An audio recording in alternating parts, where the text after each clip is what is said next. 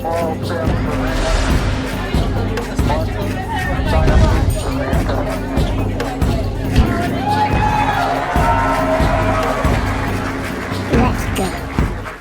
it, I hate when I forget to hit the record button. Damn it! Oh well. We'll get back into that, I guess.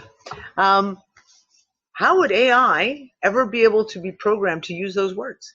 And I sat there and was like, oh, that's the unfucker piece, right? If we swear lots and lots, and you're always swearing about these different words, and I don't mean the swearing like, fuck you. I mean swearing like, oh man, it was shit hot outside today. An AI bot would never, ever be able to use that language. So therein is the distinguishing language to use to make sure that people know that you're real and not a fucking bot. You just got to swear a lot.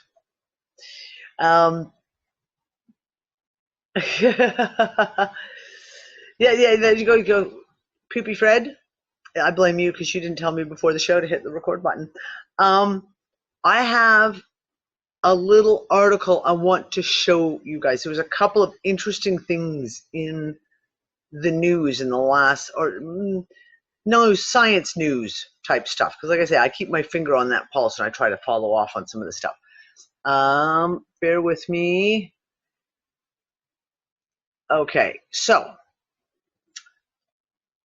this is really interesting because at no point, and I went and read the study, at no point do they talk about the environmental factors and what those environmental factors are. Your environment could be changing your IQ on a genetic level, a study finds.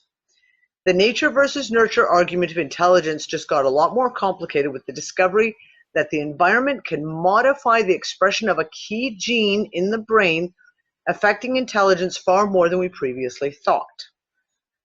Researchers at a university in Berlin analyzed the characteristics of a number of genes among a group of healthy adolescents and compared the results with intelligence scores and various neurological traits.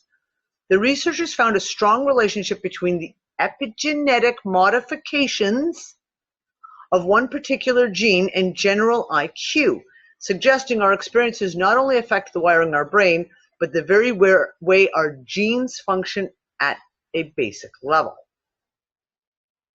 and thus exploring the fascinating link between genetic functions and environmental change.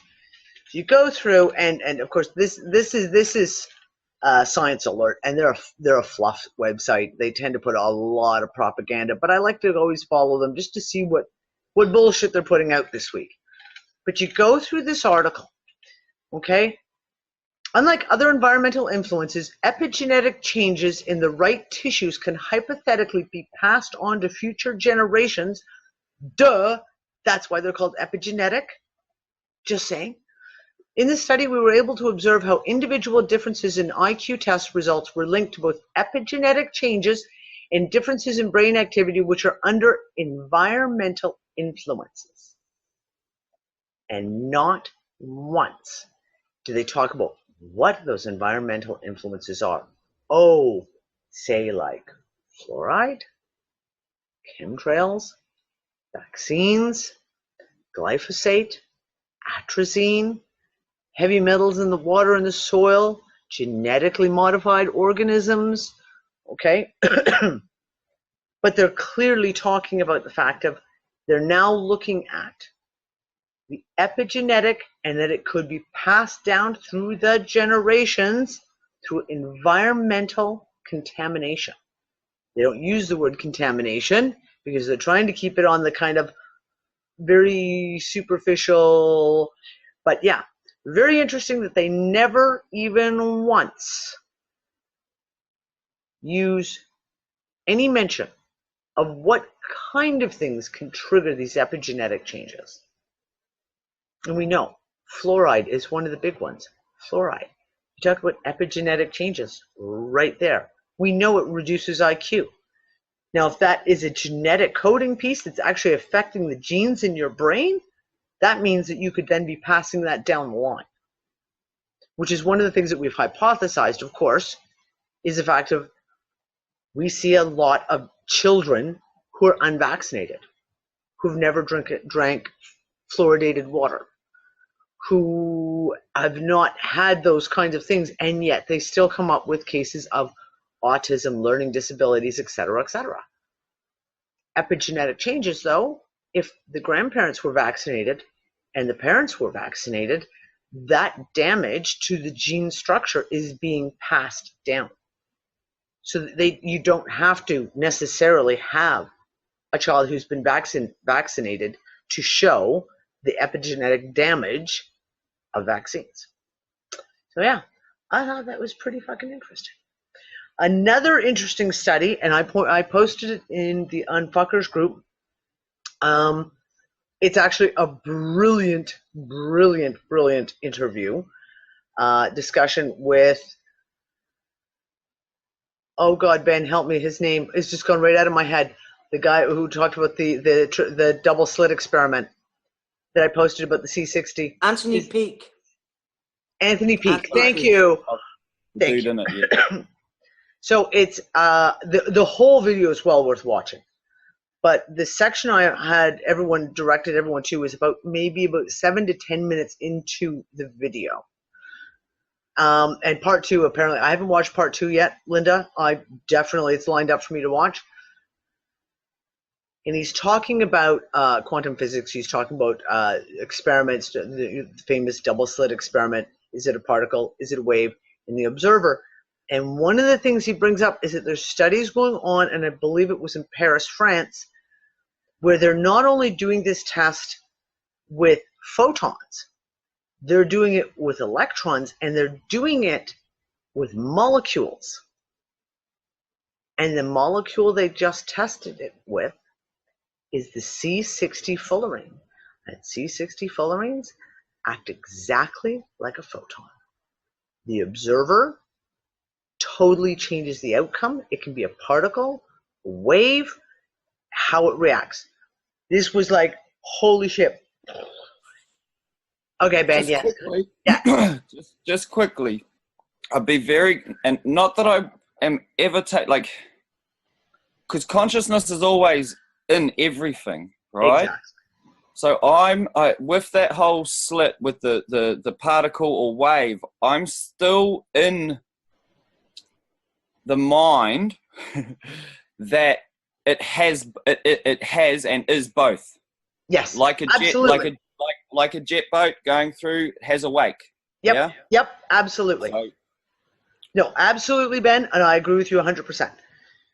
The interesting piece is this, and I always talk about the fact of the biggest crippling factor to most research is that scientists are like this for the most part.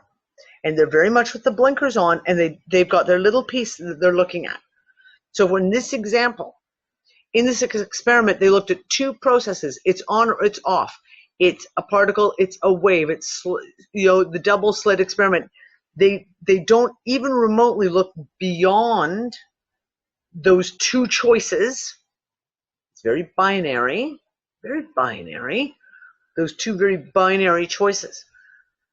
What this says to me, though, in all the work that I'm doing and all the research that I've been doing on C60, we have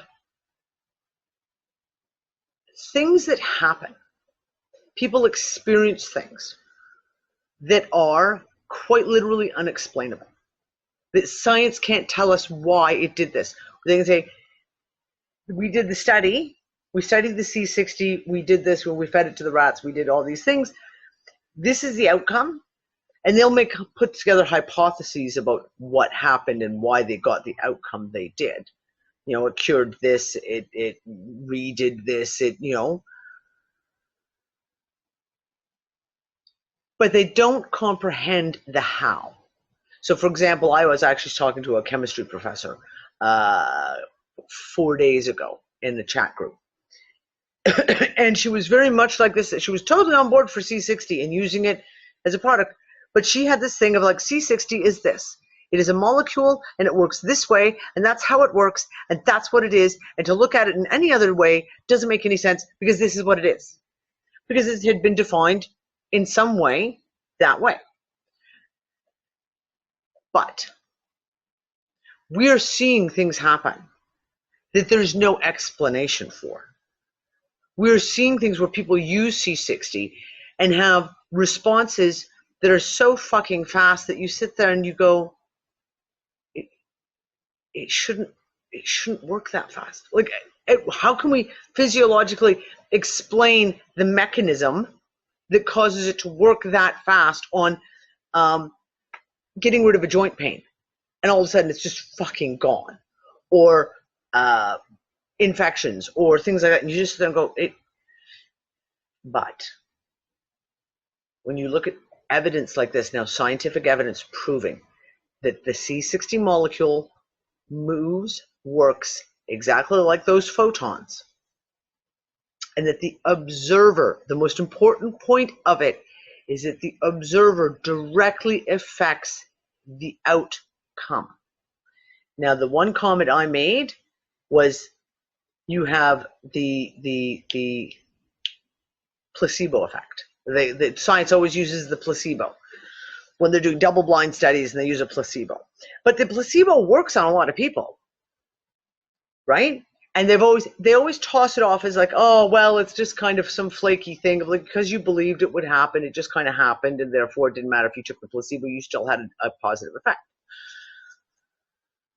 But this has got to open the question and be like, what if it's not? What if it literally is the observer saying, I'm going to take this bottle of, C60, and it's going to have, because you've read studies, you've listened to other people talking about it, and you're like consciously affecting it. You're consciously putting the observer into it and saying, I believe, and I hate to use the word believe, that this is going to have this effect. And it does. We have science now. We've now got a scientific study behind it showing that the observer directly affects it. And this is huge. Like, this is huge, huge, huge breakthrough, as far as I'm concerned, in maybe finding a way to step forward for science, maybe, to find a way to step forward and more clearly comprehend how these processes may be working. Because science doesn't get it. Go ahead, Ben. Well, I was just going to say, and I was just scrolling through trying to find it, but to back you up, there's some European scientists that were doing some tests on water, trying to sort of do some more things similar to Emoto. Yep. And they took a group of like their students out to one body of water and basically were like, ready, 1, 2, 3, go. And then we're like, 1, 2, 3, go. And we're like, 1, 2, 3, go. And they were all extracting it, and each person's water, even though it was from the same body of water, had a different structure, completely viewable, like completely viewable.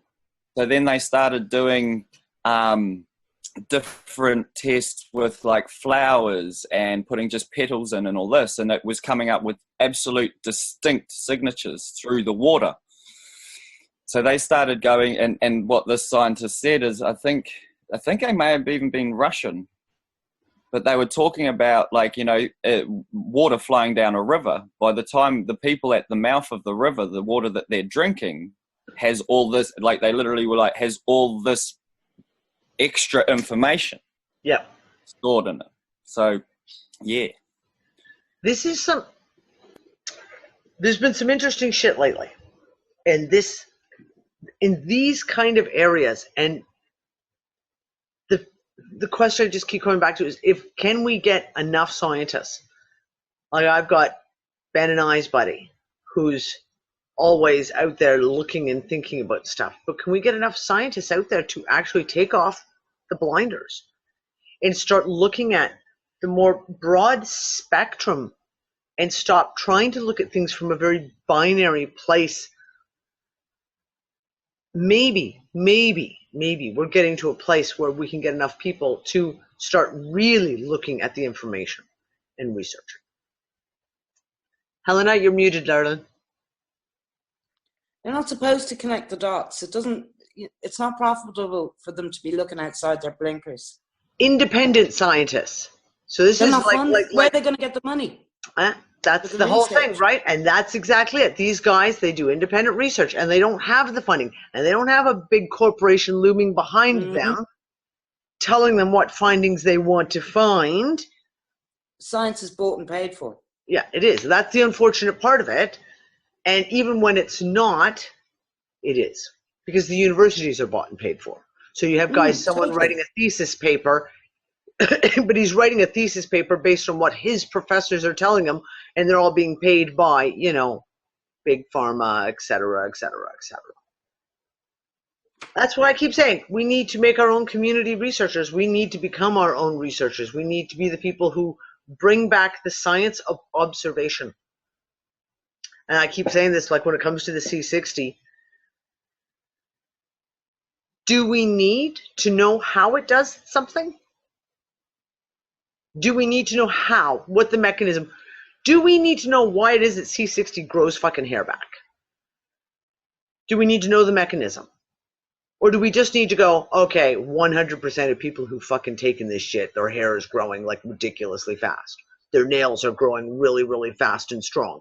So therefore, we just need to know exactly. We need to know that it works. You can witness it and say, here's a fact. We can call it a fact now because now we have so much anecdotal evidence from all these different studies coming in. So we can call it a fact by observing it.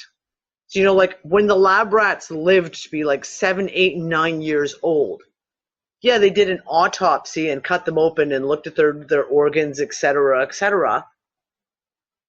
Or can you just observe the fact that the rats lived to be 7 and 8 and 9 years old and didn't show any forms of dementia or physical breakdown? Well, Johnny, sorry, but homeopaths have been doing this. There's anecdotal evidence for over 200 years. No one's listening to. I know. It's there in the clinic records. But this is the problem. We need to get back to observational science. But nobody pays attention to it. No, and that's the problem. But sooner or later, the voices get loud. And I like to think right now, in an area of like, for example, C60, because it is exploding at the moment, that when you have the public doing this and more people, and it's going this bigger, and there's no science, like there's very few scientific papers written to prove why such and such happens, but people are actually seeing it happen, experiencing it happen, so they know it's happening. That starts to open the doors to other things. You know what I mean? Like this opens the doors for people to start breaking down their own programming on a personal level and say, okay, wait a second. I took this because my hokey brother-in-law, who's all into this kind of weird shit, convinced me to take it. But hey, you know what? I fucking do feel better. And I'm experienced this, and this. Then the next time something comes along, whether it's a homeopathic, someone says, oh, you should try taking this remedy for this, etc., they're more open to it. I'm hoping that this is what we're starting to see now. We're seeing the complete and utter failure of the medical society, and people are waking up to that big time. Like I've seen mainstream friends of mine I posted a meme today on my wall on Facebook of saying, basically, modern medicine has reached its absolute pinnacle. Everyone's sick. This was posted originally by a friend of mine who is one of those people who I would say is 99.9% programmed, vastly asleep, doesn't get any of this shit that I talk about. But they posted that. And I'm seeing more and more people are talking about the bullshit of medicine. Now, this doesn't work. Oh my God, blah, blah, blah, blah. So, as Ann and I have always said, as we pull people out of the old systems of fucked up medicine and the new systems start to reopen again. And that's my hope. And I think that's why they're coming down on homeopaths specifically so hard right now, is because people are turning away from vaccinations. And when you go do the research, what's the thing you use instead? Homeopathic medicines instead. Well, guess what? They're seeing it, a flood of people doing it, and that's why they're coming down on homeopathic medicine. On the side of the C60, that's why we're seeing a pile of bullshit research, and I'm using air quotes when I say the word research papers, against C60. And two of them just recently, I just tore the shit out. I went line by line and tore apart these papers and was like, this is all like, and I showed every single piece of bullshit in the research paper. They have to try and do anything they can to squash it down. They have to squash it down because Big Pharma can't have these alternative medications working. Yeah, sorry, I'm sorry for being such a cynical bitch, right? But before the Flexner report at the turn of the 20th century, there were more homeopathic and osteopathic and chiropractic hospitals in the United States of America than there were allopathic. Yep. Then we got the Flexner report and the Rockefellers and Standard Oil and that whole history.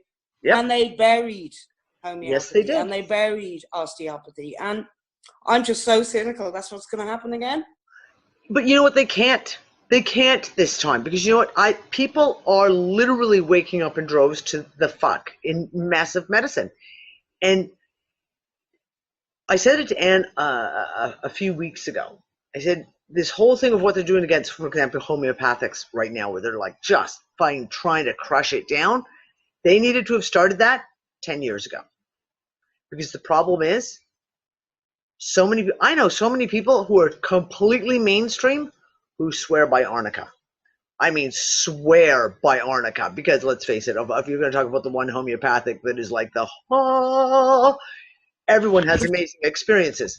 Yeah, but the silly thing is, if it works, then all remedies work because it's the principle. Exactly. But they don't get that. No, they do. They do. And this is the whole thing. I've seen it open doors because I've seen myself. I've seen where a little kid, someone who's doing that. Okay. There we go. Got it.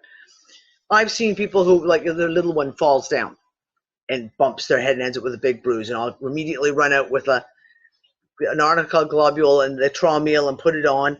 And I'll get a call from the mom going, oh my God, it's fucking gone. I can't believe it. What was that stuff? And arnica, and you explain it all. And the next time the child's got something else and you say, hey, what you want to do is give them one of these. Just give this a try. And that works. And then all of a sudden they actually start calling me for me. And I'm not even a homeopath. Saying to me, my little one's got a bit of like an ear infection. Is there one of those homeopathics for ear infections? And I'm like, yeah, but you want to talk to a homeopath. And I'll scoop them over to Anne or to someone and say, go talk to someone. The door opens. The doors are absolutely opening. And this is what I'm saying. Big Pharma should have, if they really wanted to try and squash homeopathy, they had to have started 10 years ago. Because they're now they just call it nano medicine. Yeah, exactly. And they can call it nano, whatever the fuck they want. The problem is, anyone who's tried it knows that it fucking works. So therefore, it's going to keep going and going out there. And it's going to be the same thing right now with C60. It's the same thing. You got this very obvious attempt to squash it coming out of Big Pharma, putting out fear porn research to try and make it look like, oh, it could be toxic, it could be dangerous, etc. Observational science, though, shows that everything that they're doing is fucking bullshit. And people are smart because they are taking it and they're going, you know what, I do feel better. Regardless of what that all says, it opens the door. It seems the thing with medical cannabis, right? We have people who start and they have one little thing that happens to them and they take some for whatever the reason is. And then they realize it works and then it opens the door to other things. It opens the door to other natural remedies. We're going to see some major changes. And the harder they push down now on the alternative medicines, the bigger the fight is it's coming back. The bigger the push it's coming in the opposite direction. Because I'm seeing it, like when they tried to outlaw the kratom in the States. I'd never even fucking heard of the shit. And all of a sudden everyone was like, and there were letters getting written to the government and there were people who were like doing all this stuff. And slowly, these things are not going past through as fast as they could have been 10 years ago. Because 10 years ago, no one had heard of this shit. Yeah, I know. Ben? I love arnica. I live on arnica. I've got fucking arnica all over in every room in my house. You might like this little anecdote about arnica. The German for arnica is Falsherb, which is falling herb. Yeah. And it's really bitter, but when sheep on the side of a mountain take a tumble, it's not normally something they eat, but they'll go straight for the arnica. Because Arnica montana, it grows in the mountains. Yep. Yeah. So even the animals know. Even the animals know exactly what to eat. And I fell down the side of a mountain. Quick, can I have some arnica, please? Fred, you have your hand up, but it's been up for a while. You usually just jump in. That's why I'm kind of confused as to why your hand's so politely up in the corner.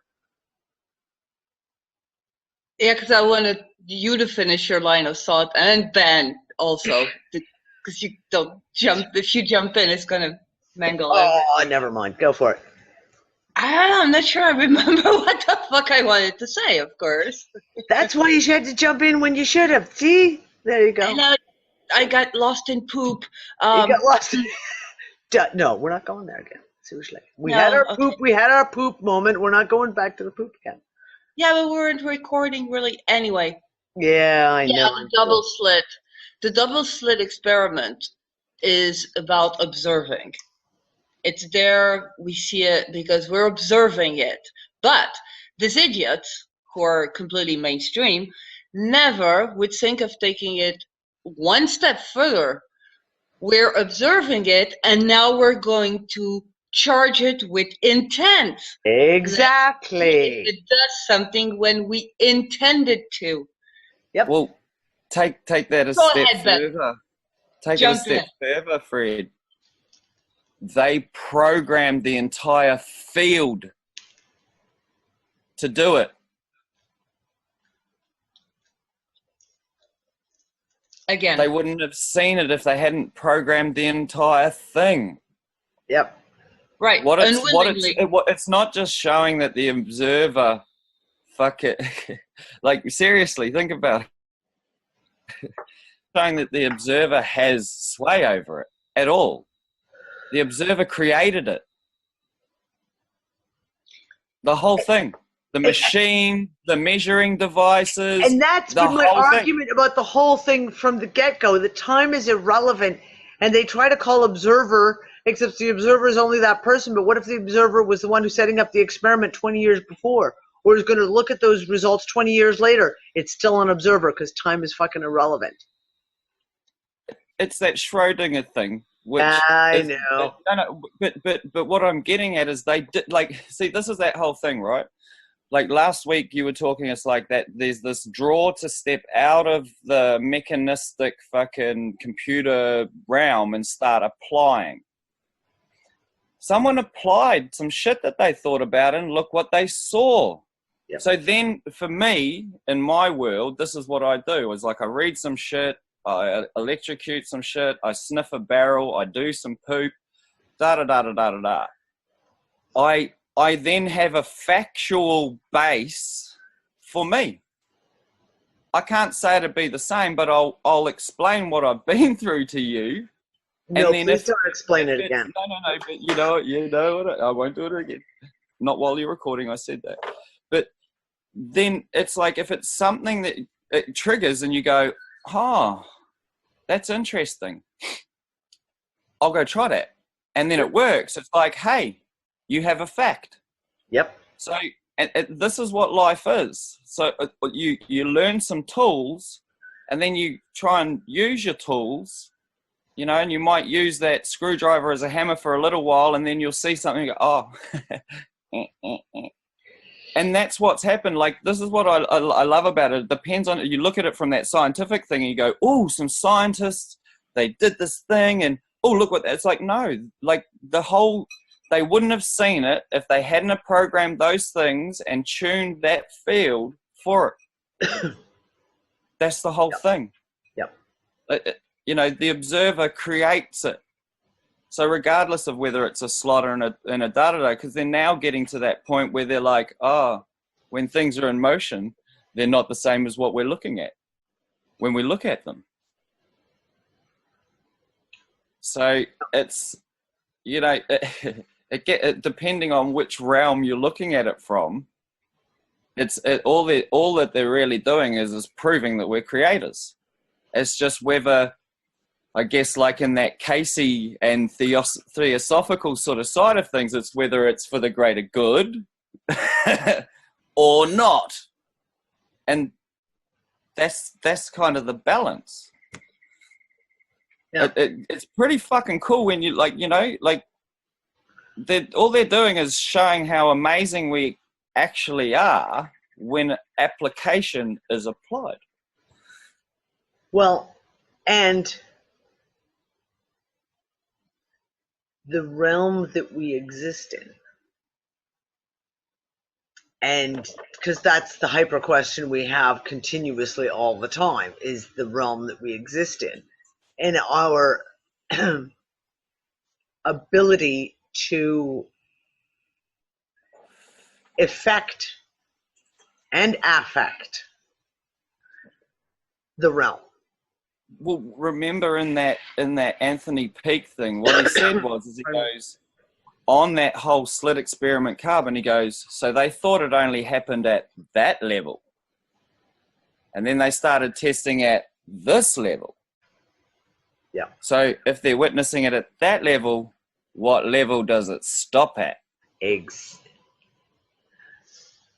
And this is, okay, so, yeah, exactly. I mean, what level does it stop at? Because you're still talking micro, not macro, as above, so below type thing.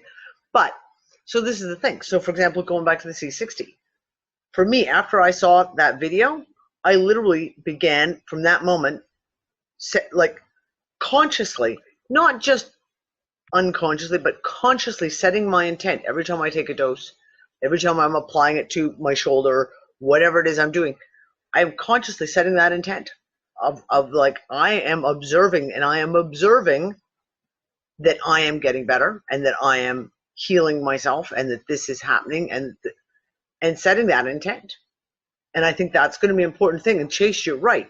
When we get to a point, we should be able to, using any placebo, we should be able to take this glass of water and set our intent into it and say, there's my intent. Can I maybe, you know, without like wanting to change too much, change that thing instead of going, I'm consciously da-da-da-da-da, because it kind of externalizes intent that I'm tuning my field. Absolutely. I agree. And I chose the words consciously in the fact of, I believe, I know that unconsciously, those of us who are aware do this all the time. We're on an unconscious, semi-conscious level, always tuning our field, always putting our intent into the things that we're doing, whether you're cooking, whether it's someone, when I'm making product, my intent is there. I'm consciously tuning that field. I'm talking about taking it from that, what we do as an automatic, as into making it like a very, I'm going to use the word again, conscious decision, a conscious choice, that you're aware of it. You are being very aware of it. And the only reason I made that sort of statement is the field with the greatest charge has the greatest influence. So for me, when I'm in tuning that field, it's always consciously. So I'm aware. Yeah. So I'm always in observer mode. Yep. And then what happens is because you're always there, you're now. And then what happens is your field takes charge. So as soon as that glass of water enters it, it's in it. Yep. So it's doing it. Yep. And that's sort of that's sort of and because of the work we're doing, that's what I mean. It's like you can charge a field, and if it's charged right, you can then take that field and put it in something else, and that something else will go to that. Yep. That prime that's been set. No, I agree. Nancy, you have your hand up oh so politely. I just wanted to add to the conversation here. In 2010, I took a course called Matrix Energetics, don't worry about the name, but it's exactly what Ben's talking about. It's the observer effect. Basically, you drop to your heart field, sense your intent, but you leave it open-ended because you don't want to collapse the waveform. So you don't want to, everything is light and information. So if you're the observer and you're expecting a certain result, you will collapse the waveform to give you that result. So if somebody's sick, I did this with my husband, you leave it an open-ended intent, you drop to your heart field, you set your intention, but you don't say heal the knee because you've just collapsed the waveform and made its statement that says that a knee exists.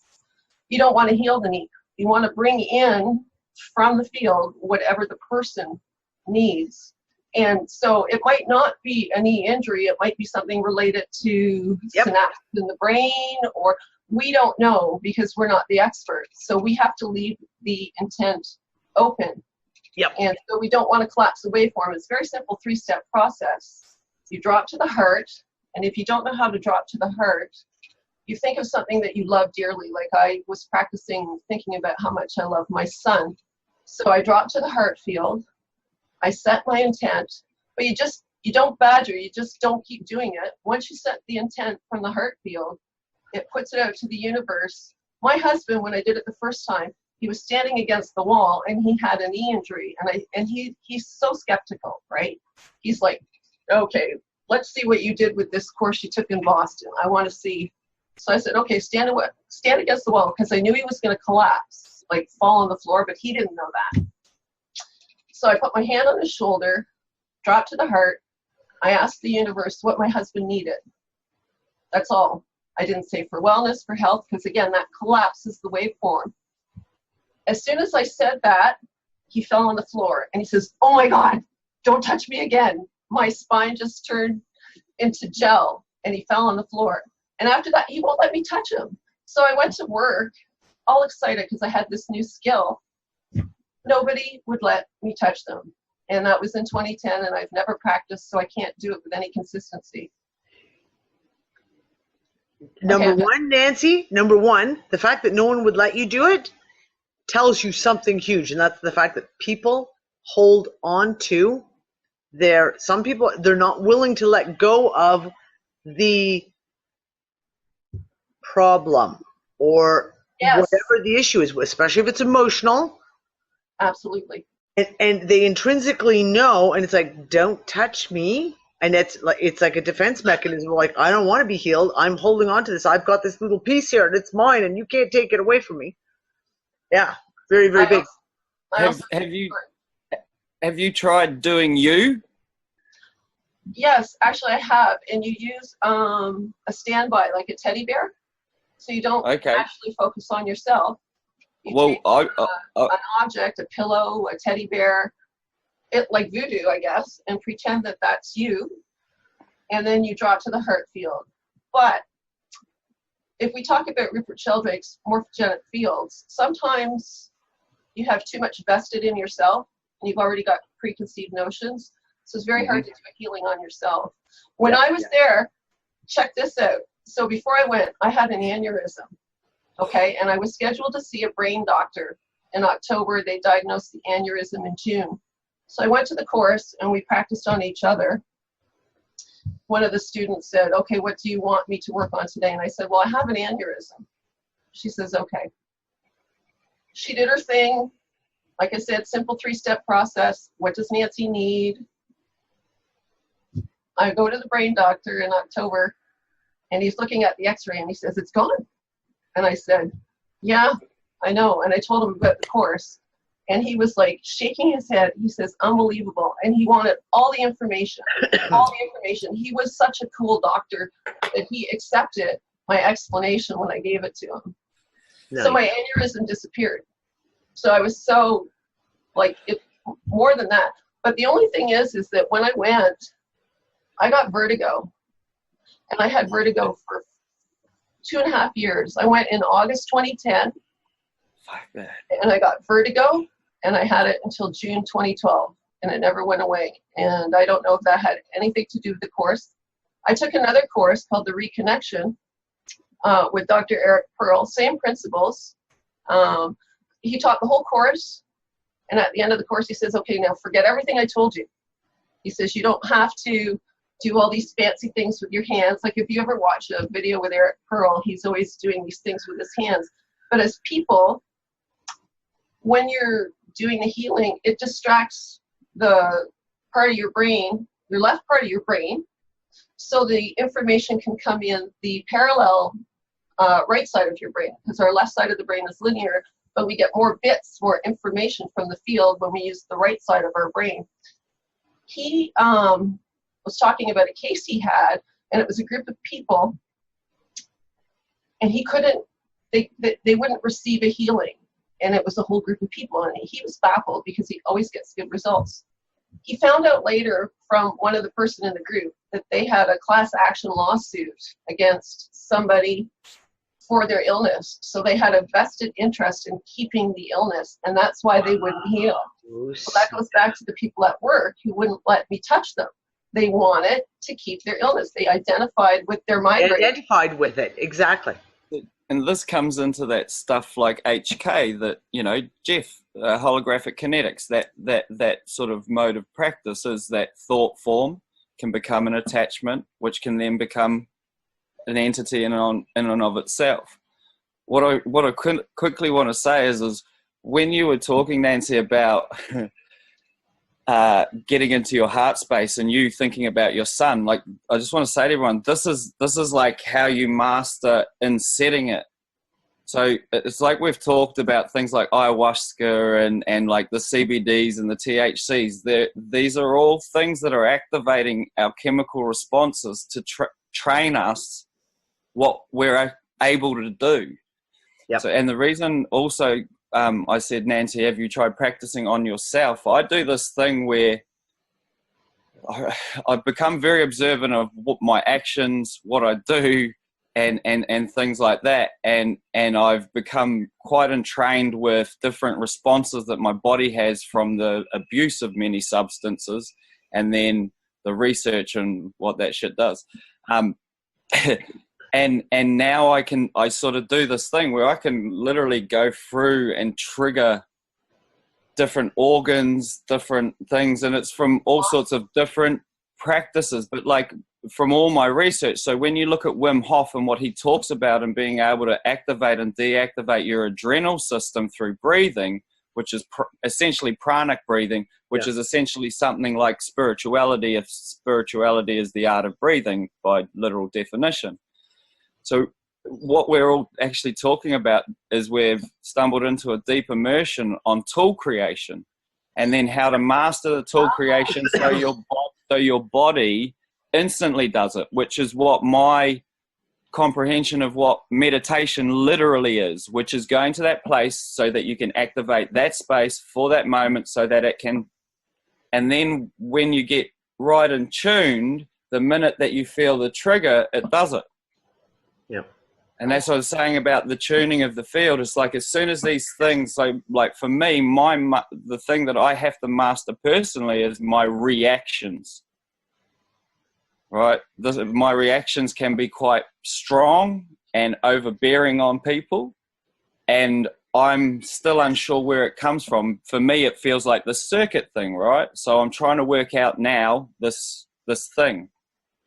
But this conversation on tool creation is really fucking cool, because it's literally going into what you can do for you. You know, like these external things are rememberings. Interesting. Yeah. Bashar, I know channeled information isn't accepted well sometimes, but when I first started on this journey, I was listening to Bashar. He calls them permission slips. These are permission slips. Yep. So it could be any tool. It could be your Reiki. It could be your oils. It could be anything. They're your tools, your permission slips. Okay, so here's the thing, and I was going to add this in when you were first talking. I did my Reiki. I had level 1 and level 2, and I was thinking about going to get my master's. And I'd done therapeutic touch. And I'd done several other different smaller, lesser known healing modalities, energy healing modalities. And I kept stumbling onto the same problem. And that's when you would go and you start doing what you're told to do, it just always felt incomplete and then sometimes just wrong. And it was exactly what you said, Nancy, about that closing the loop. Hold on, someone's feeding back. There we go. Every time I used one of those modalities, I felt like I was closing the loop. It felt like I was making an assumption that I knew what that person needed. And I don't know. I don't know. And I got to a place, I guess it was about 15 years ago, where all of a sudden when I was in the military, I was working, when I was in basic training. One of my best friends in basic training took a really bad fall in the obstacle course. And I was first one hands-on to be there when she fell. And she tore her ACL. And they would said, that's it, you're going to be in a cast for weeks and weeks and weeks. And she was going to be laid up. And she, of course, she gets taken off our platoon because she couldn't finish with us, obviously. And she was really upset. And she came in, she got out of the hospital, and she came up to the barracks. And she came in, she was sitting on my bed. And they had put what do they call the cast? A temporary cast on her leg, over her knee. And it was all swollen, etc. And I was like, okay, well, look, we've got to do something about this right now. And I had two other people showed up, two other bunkmates of mine. And they're like, what are you going to do? I said, I'm going to do some energy work if you're okay with this. And at the time, because I knew her quite well, I knew she had a lot of shit going on, like a lot of emotional, heavy emotional shit going on. Besides the physical fall and the ramifications of being taken out of your platoon when you've already kind of bonded with everyone in your platoon, it's devastating when people go through that. So I started, you start with one modality, and then I was just like, this isn't right. And I just started just funneling the energy in and just basically saying to her, take this, use it however you need it. And I didn't say, work on the swelling, work on the leg, work on this, work on her neck because she twisted her neck pretty bad. It was just take it. And the other two girls were like, well, what are you doing? I said, well, what I'm doing is I'm giving her energy, and we're just going to see how it goes. And they said, can we help? And I was like, yeah, here's what I want you to do. I said, you put your hands on, I had one of them each put a hand on top of each of my hands. And I said, just think about the energy. Think of it however you want to think of it, like water is flowing through your hands, however you want to visualize it. But don't think specifics. I don't want you to think about healing or whatever it is. Just send the energy to me, and I'm going to.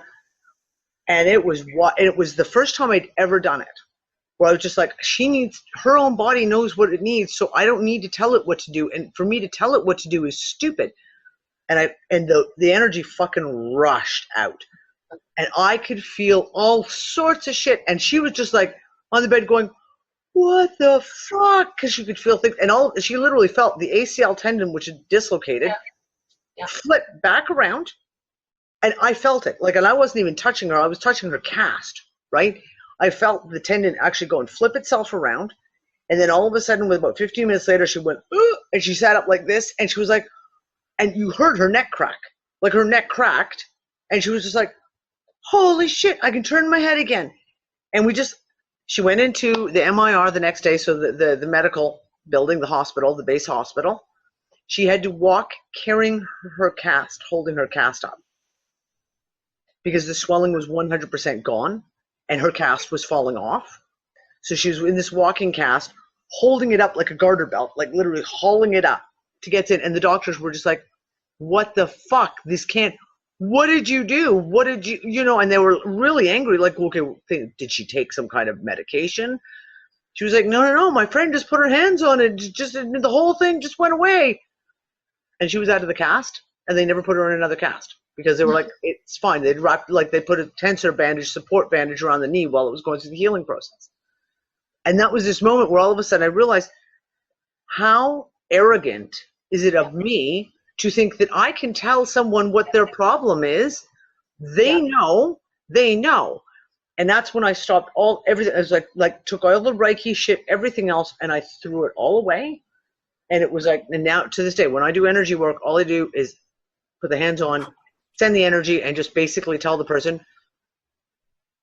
take this, do with it whatever you need to do. Use this however you need to use it.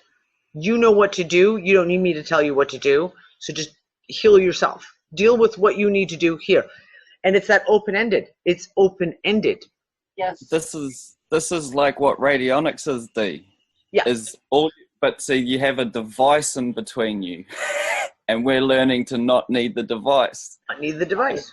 And what I mean by that is like what I've been told is like, it's like, well, you can kill the thing. So let's say, because we were talking about crops, okay? So like mold or infestation or whatever. So you can kill it, or you can set the field that it just doesn't want to be there. Yep. I'm working on that. I'm working on that. And just also to add quickly, on top of that, the stronger field is the one that's set and forgotten about. Define that better. Like, I mean, I get what you're saying, but can you explain your logic?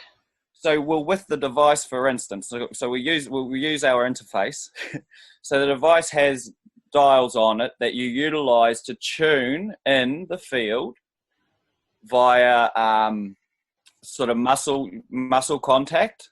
Is like if you're really tuning, there's a pad that you use, and the pad and you interface, and you find the right codes on the dials. So the dials are 1 to 9, and you set it up as a frequency.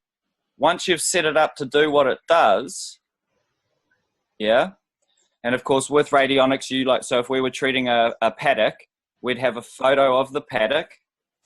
The photo would be on with silver oxide film. Yeah, like the old photos, because that's the feminine, so that's the negative charge on that field, that the field of the field that they're playing with.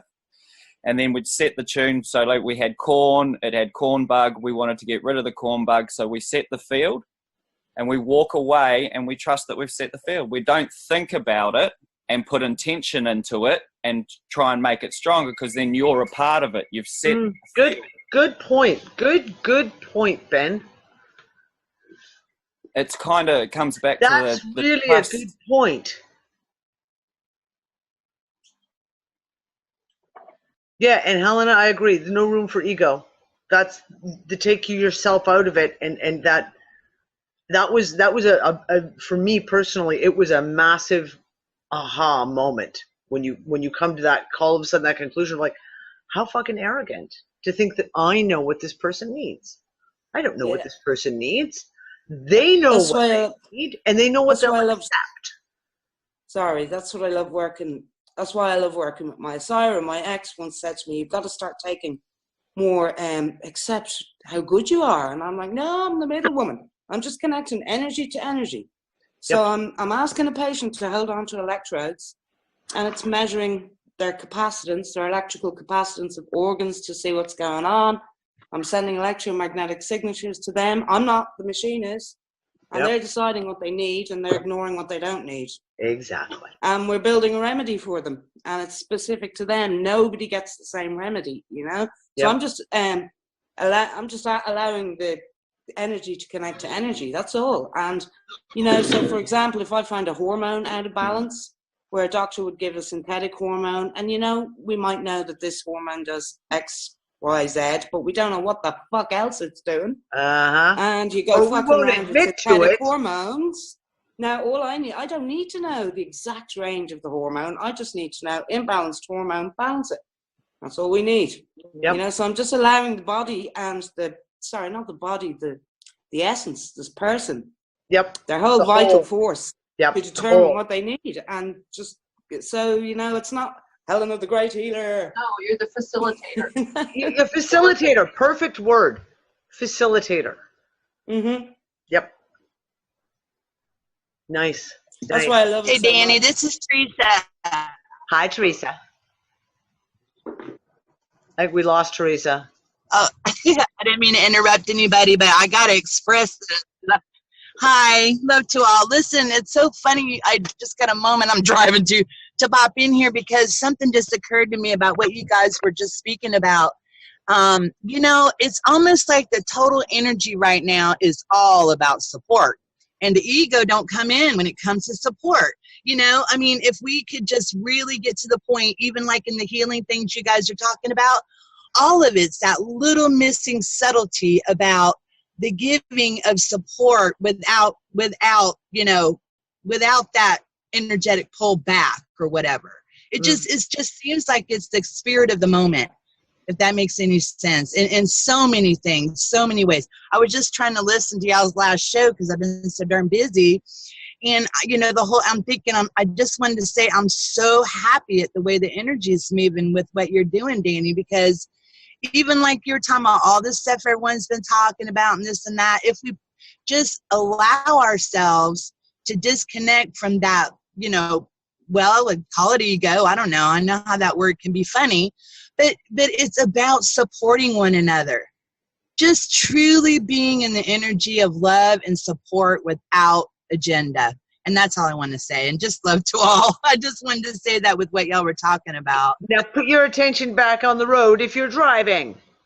I just pulled in and I'm not driving right now. Okay. I just pulled in, but I heard what y'all were saying and it just struck it into me again. This is the energy. This is our new, whatever it is we're trying to achieve here, is that type of a support without, you know, without agenda. Anyway, love you guys.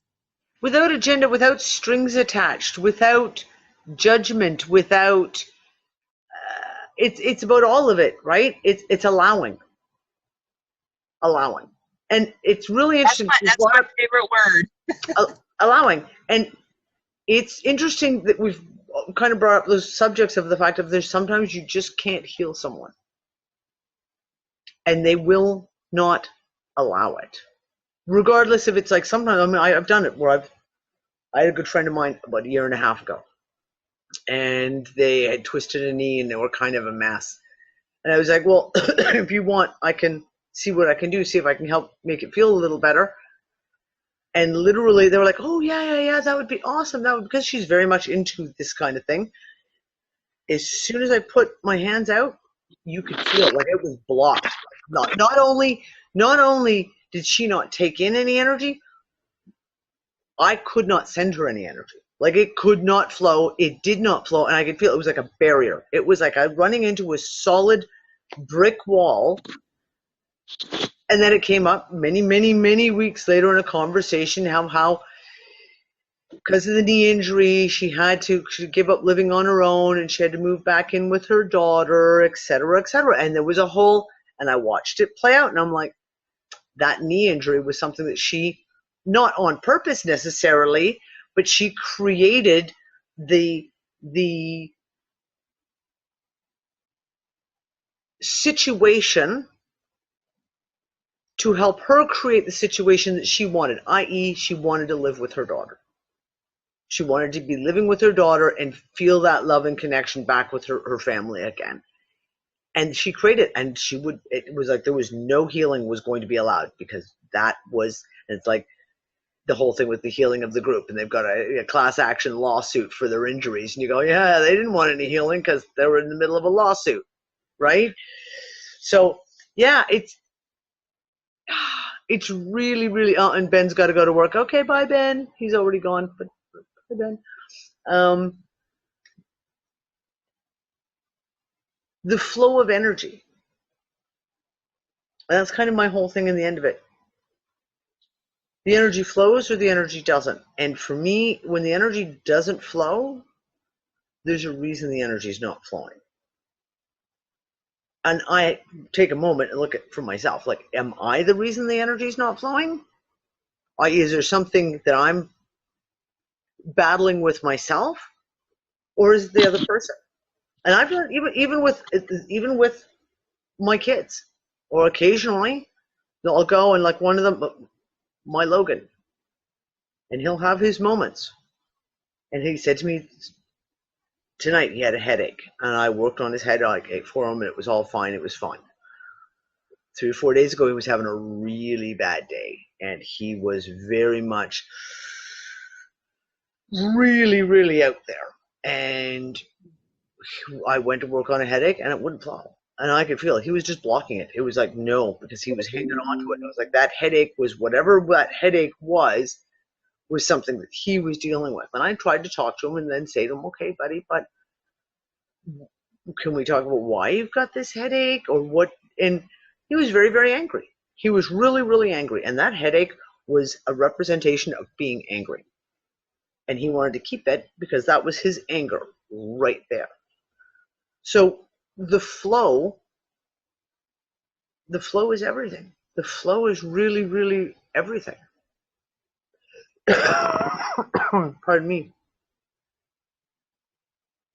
Yeah, and yeah, you're absolutely right, Tracy. The state of mind always makes a difference. And there's been many, many times where I've gone to work on like one of my kids or someone I'm close to, and you can feel right away that they're all agitated, etc. And I'll say, you know, okay, listen, why don't you go do, I don't know, a couple of push-ups or something? Why don't you go listen to your favorite song, go read a book for a few minutes, go do something, and then come back and talk to me when you're a little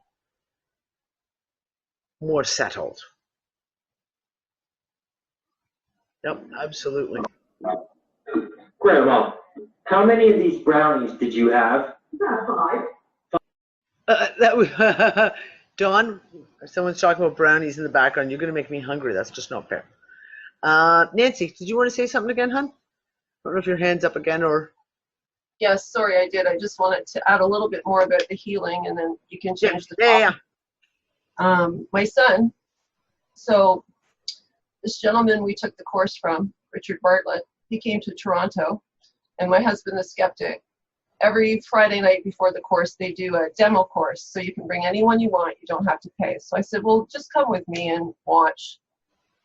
And my son, who was probably about 13 at the time, he said, can I come too? And I said, sure. So we go to the presentation, and Richard Bartlett was picking people out of the audience, and my husband's whispering to me, oh, they're plants, until they picked my son. So he picked my son to do a demonstration on, and my son went up. And Richard Bartlett's a real clown. He's funny. He says, okay, I'm going to use the Roadrunner cure. He says, Jackson, turn around. So my son turned around, and he went beep, beep with his hand right up his back, but he didn't touch him. Yep. He says, okay, now can you turn around and lift up your shirt? And right up the center of my son's back was a red welt, like a stripe.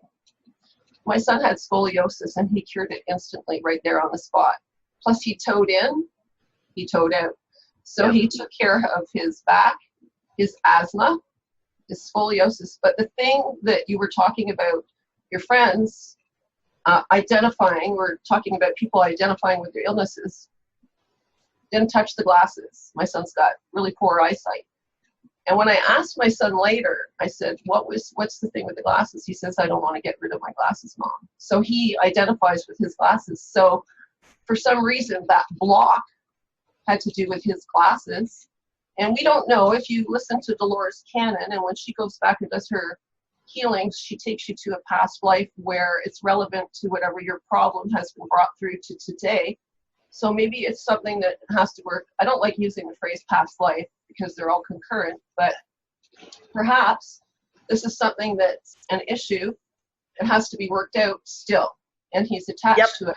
But even the people at work, there was this girl that got really bad migraines, but she always spoke of her migraines like it was part of her identity. It was always my migraines, my migraines. Yeah. She was always identifying with her illness by claiming it as her own, mine, mine, mine, mine. So when we talk about collapsing the waveform and solidifying it by the observer effect, she's done that. And she set her intent. These are my migraines, and I'm going to keep my migraines. And there's other healing modalities that work just as well. There's the Color Works by Patty Conklin, and she talks about frequencies, how there's active and passive frequencies.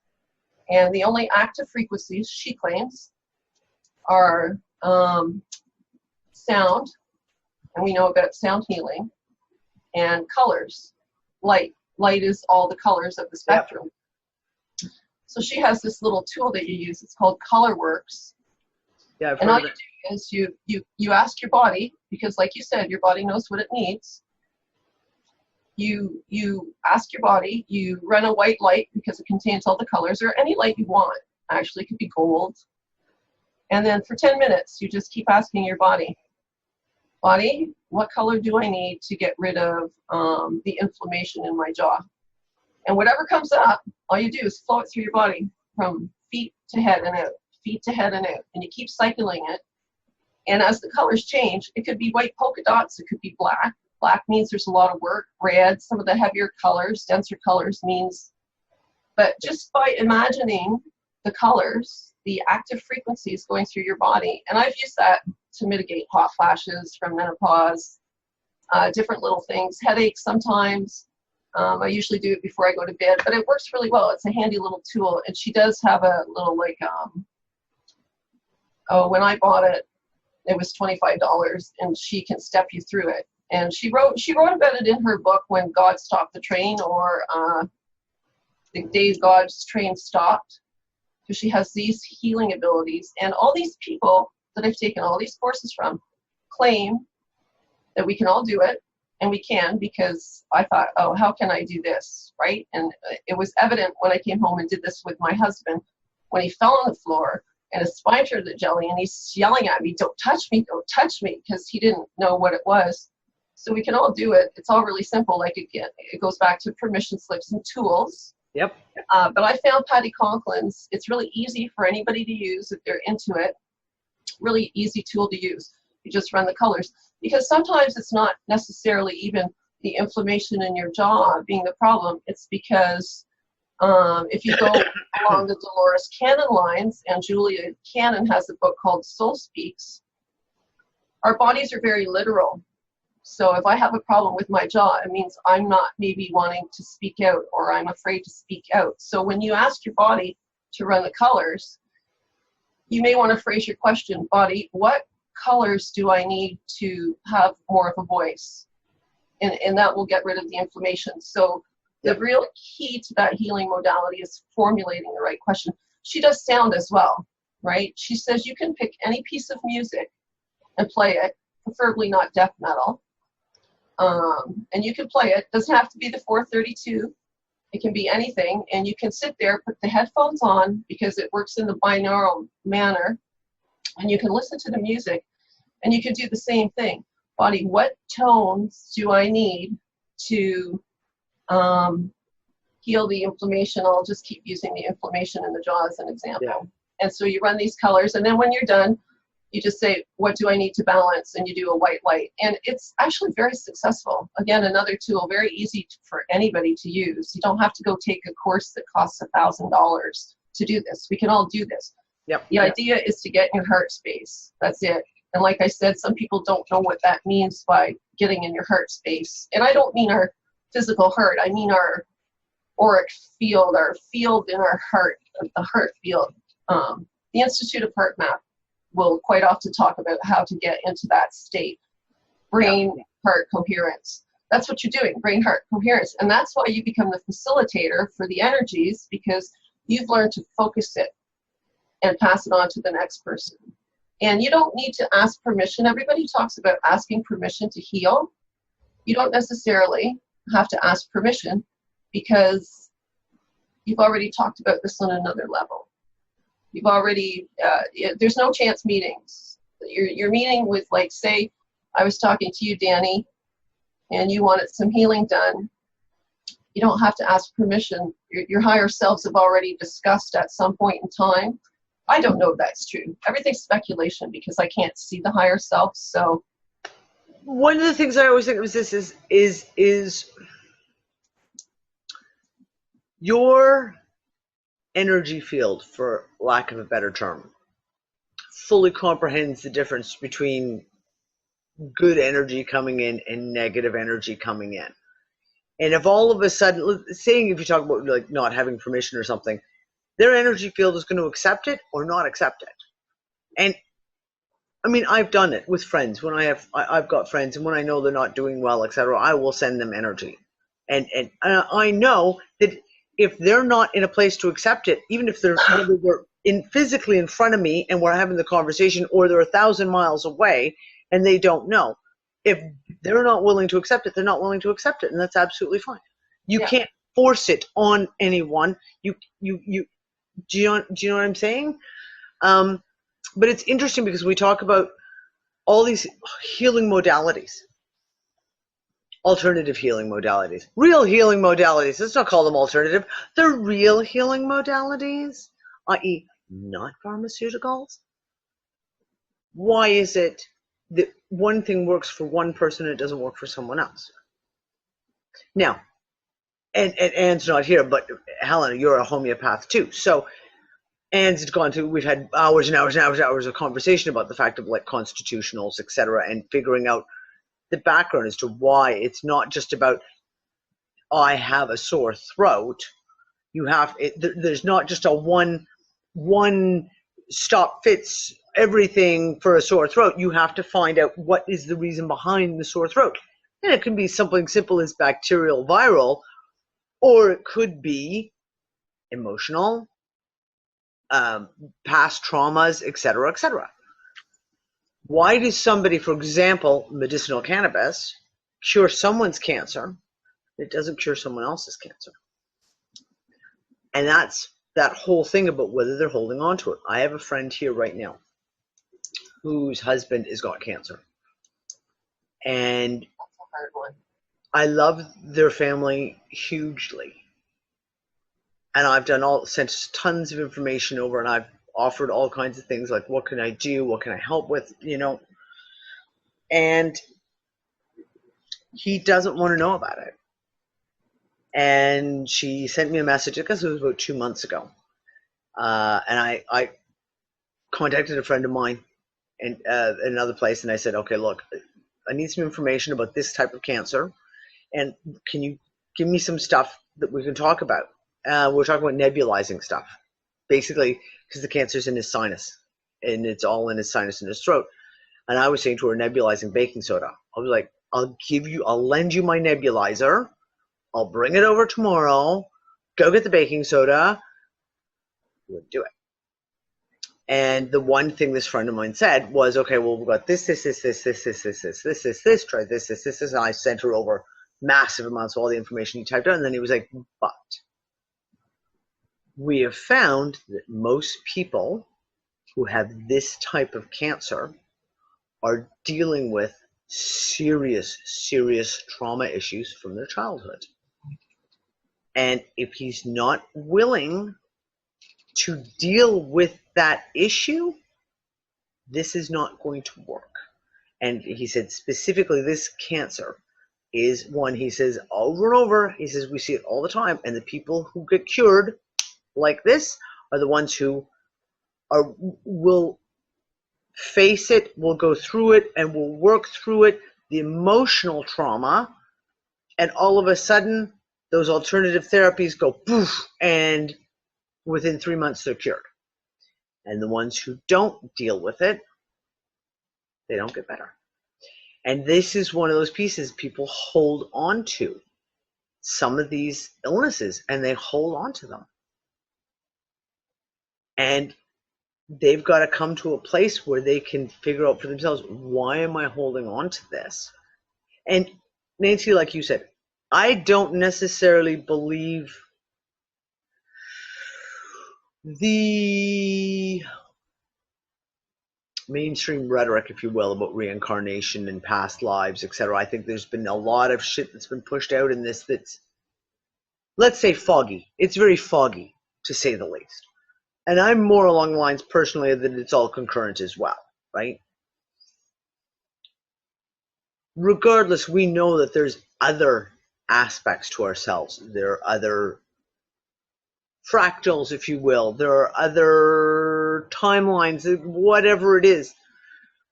And some of this stuff comes through, and we have to be able to deal with the emotional and the mental and deal with the issue that's causing it. And that comes into the whole thing of sometimes people just don't want to be healed. And whether it's a crutch, like a literal physical crutch in this situation that they're in their current now, like my friend with the knee injury. that knee injury. She wanted it because it opened up the situation to create the situation that she needed in her life, which was to go live with her daughter and have her daughter look after her. Hey, Danny, you know, that really fall in line with Germanic medicine. Sorry, say again, love. I couldn't hear the first bit you said. I said it falls in line with what you call Germanic medicine, which would, I have everything here, but it relates all dis-ease to a trauma, and that it can be seen in the brain and it will correspond with the appropriate space in the body. Yeah. But we see it all over. Everything is so interconnected. And I've studied so many different modalities of healing, etc. And I've studied, like, for example, shiatsu. And I was taught pressure point medicine, acupressure, not acupuncture, by a nurse when I was 15. I can't read what that says, Dawn. What did that say? Scientific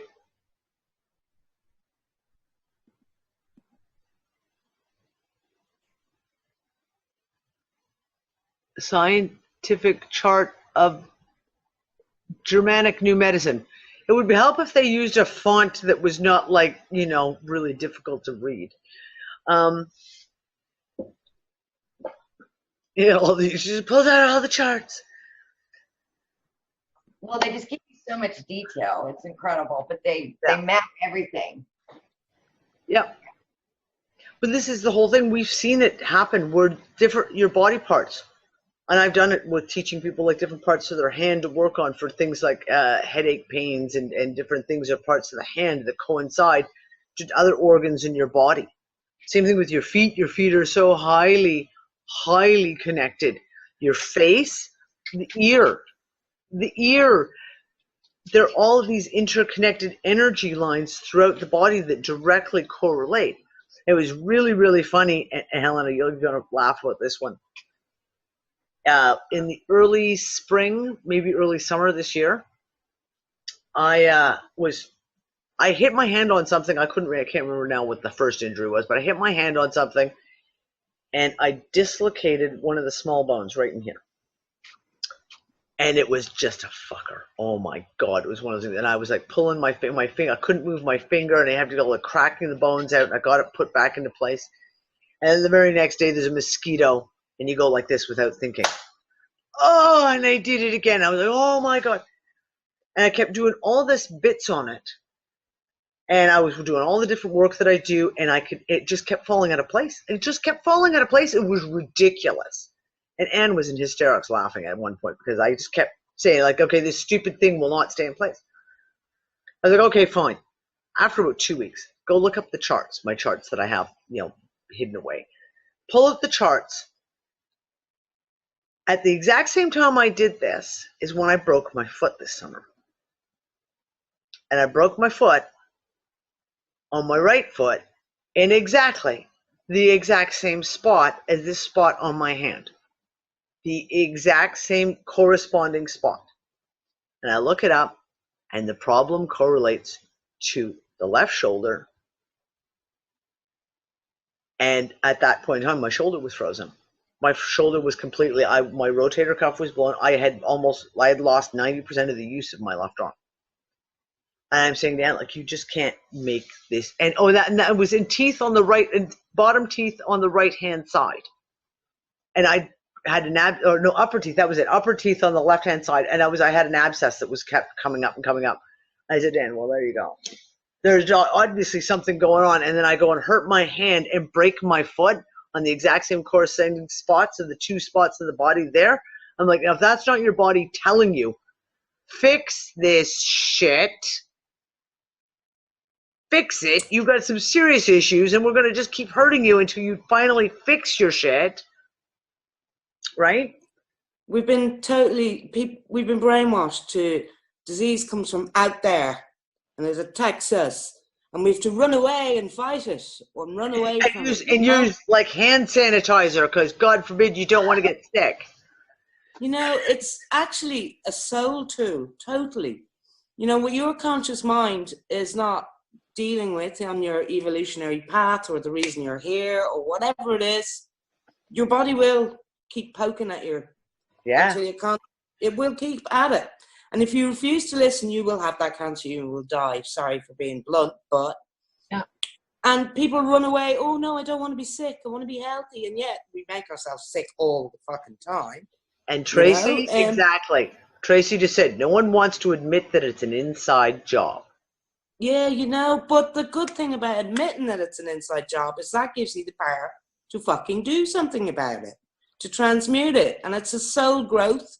It's life path stuff. It's fucking profound. Yep. Like anyone who's ever been through a really difficult illness knows the profound effect it has on your consciousness, you know, and on physical level, you know. So it's a real tool of your soul that people fucking run away in fear from, you know, and it should be welcomed. Well, you know what? I know that sounds a bit backed, but you know what? Here's the thing. The one thing I've been ranting about, especially for the last 2 years, is the fact that society has become this snowflake society where no one can take responsibility for their own actions. No one takes responsibility for their own reactions, right? And that is, in some ways, a direct mirror response to the medicine. As in, we have this medical society, like you say, everything is external. You are sick because you picked up a virus, you picked up a bacteria, you picked up a yeast infection, you somehow ate something that caused you to get these things, etc., etc. Therefore, it's all been done to you. Take no responsibility. And the solution is external as well. And the solution is external as well. And if we look at all of the fucking snowflake-itis that's going on right now, no one takes responsibility for themselves, and the solution is all external. You have to stop what you're saying. You have to stop what you're doing. You have to tell me what to do because I'm not going to take any responsibility for myself. And it's a direct correlation. Like, it's, holy crap. Across the fucking board. Across the fucking board. I think that's because most people are trusting. Before I embarked on this journey of awareness and awakening, you're a trusting soul. You believe what you're told. You have no reason otherwise to not believe it. So it's only when you start coming across information, which comes at the right time, where you start to go, well, wait a second, you know, I need a second opinion on this because this doesn't sound right. My dad, he got his leg amputated. He was a lifelong smoker, and what happened, he hit his leg on a bread basket that was outside a store, you know, the stacks of bread before they go in. Yep. And he got an injury, and some call it smoker's leg. Other people thought it was from diabetes. Point is that that woke me up because I didn't accept the first explanation that the doctors gave us. I said, no, this is because it was such a severe thing that was going to happen to him, get his leg amputated. I went, no, I don't accept this explanation. In the end, he did get his leg amputated. There is a position for Western medicine for, you know, you go to the hospital if you break your arm. I mean, I'm not that skilled yet that I can sit here and do this and go, okay, my arm's healed now. So there is a place for Western medicine, like the antibiotics or whatever. But so we're trusting. You have no reason to believe. If you don't know about the fiat currency system and nobody's told you about it, you believe. I just think we're trusting souls. You believe it has value. Yeah, you do. And you don't know that you've been part of any kind of mind control programming, any of the social engineering. You don't know that. I wouldn't have even been able to tell you what social engineering was 10 years ago, you know, and for some reason some of us wake up to it. So I feel really bad for the people that are still caught in the belief system that it's all external, like Helena said, right? It's all out there. The answers are all out there because they're not. They're all in here, and we have the power, and I've seen it, and other people can do it too. So I just that was all I wanted to add was the fact that we're trusting. We're trusting. We don't know that we've been duped. That's true. So fucking trust me that just trust me that you never need antibiotics. They're primitive. Broken arms, stitches, absolutely. But antibiotics, you do not ever need antibiotics. Trust me on that one. I got something to say on this subject matter. Back in July, I was in a situation, so to speak, You should have seen those doctors' faces when I told them my version of thanks but no thanks. They could, their jaws could have been on the floor. It was anyway. How dare you? What? I did it. Now, granted, I was weak from my stay in the hospital. There's no question about that.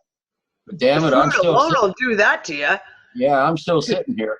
Their food's terrible too, by the way.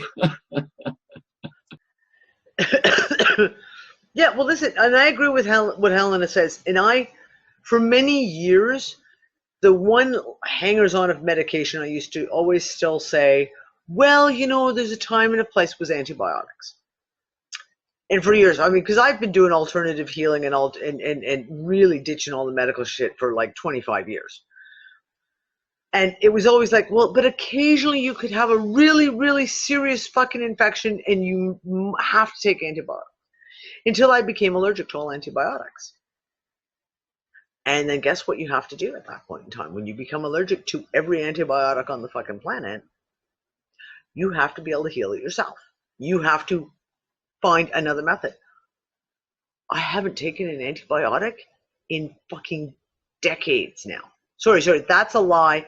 I took an antibiotic because I got convinced to when I had a tooth abscess while I was pregnant with kale.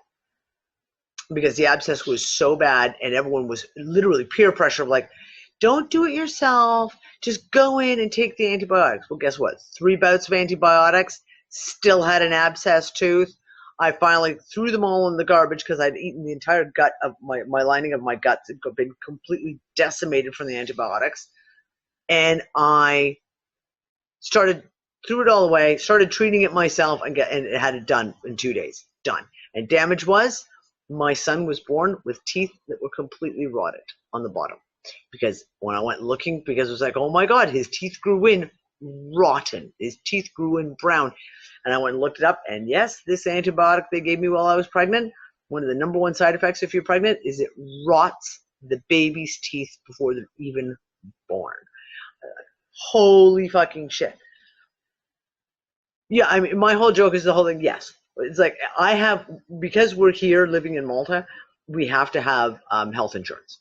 We have to, as part of our residency, you have to have health insurance, which is a crock of shit because none of us have been to a doctor in years.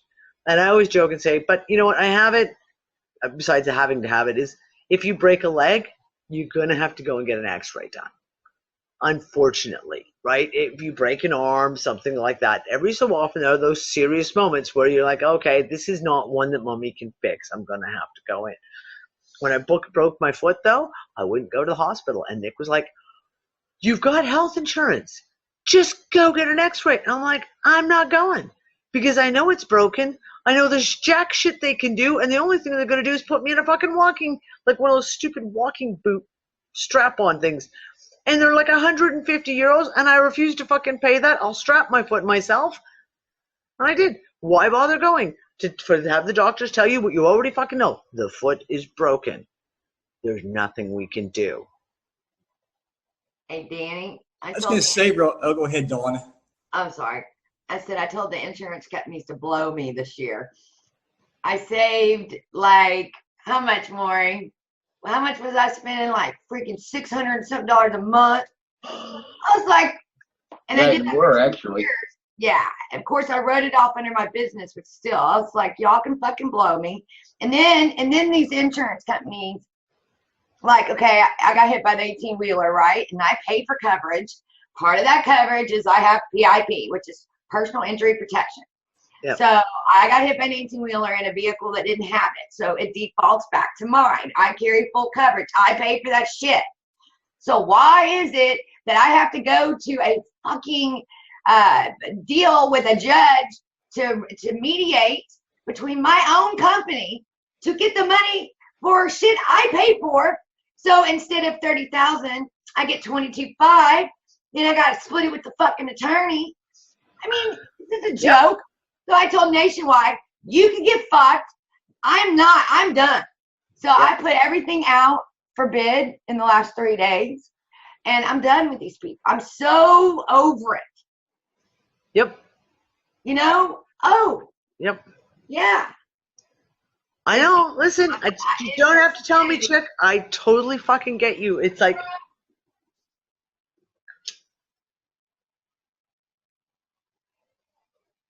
Tracy, Tracy just said, my family said everyone is taught self-healing from birth, that it's a natural human trait. And you're exactly, and that's what we're talking about, getting back into, right? I mean, taking responsibility for yourself.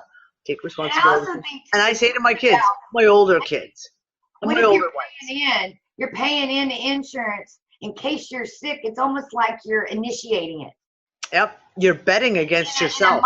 You're betting against yourself. Exactly. So I was like, I'm taking a year off, and I'm going to save my money. And I haven't been sick at all. So yep. Yeah, I'm betting on me now, and I'm saving money. It's a wonderful thing. Yep. That's like cancer as well. Do you notice that nobody ever has a positive message surrounding cancer? Like all here in Ontario, it's run for the cure. There's never any positive message about cancer. It's like they're setting up the field of illness and belief system that I'm trying to relate to what Dawn said about setting up with the insurance. It's like a precondition. It's like preconditioning. It's pre-programming. It is. You know what? It's really interesting. We had a conversation. It was on One People show. It would have been back in like 2016. I was in Australia at the time. And we had a thing about, we talked about cancer. We talked about the programming. And it was like, there was a, you know how you get cigarette packets and they always have the health warnings on them and the big gross picture usually on it. And on the packet of tobacco was a picture of a gangrenous foot. And it was like, smoking causes gangrene. And Lisa looked at me and was like, I'm like, yeah, no, smoking does not cause gangrene. She was like, but where do they come up with this shit from? And she goes, and you know what? I'll bet you anything. In the next couple of years, all of a sudden, you're going to see smokers getting gangrene in their feet. Because it's like programming. Here's the picture, this gross picture. You're going to get this because you still smoke. And therefore, I can't. It's backwards. Sorry, it's backwards. It says another premature death.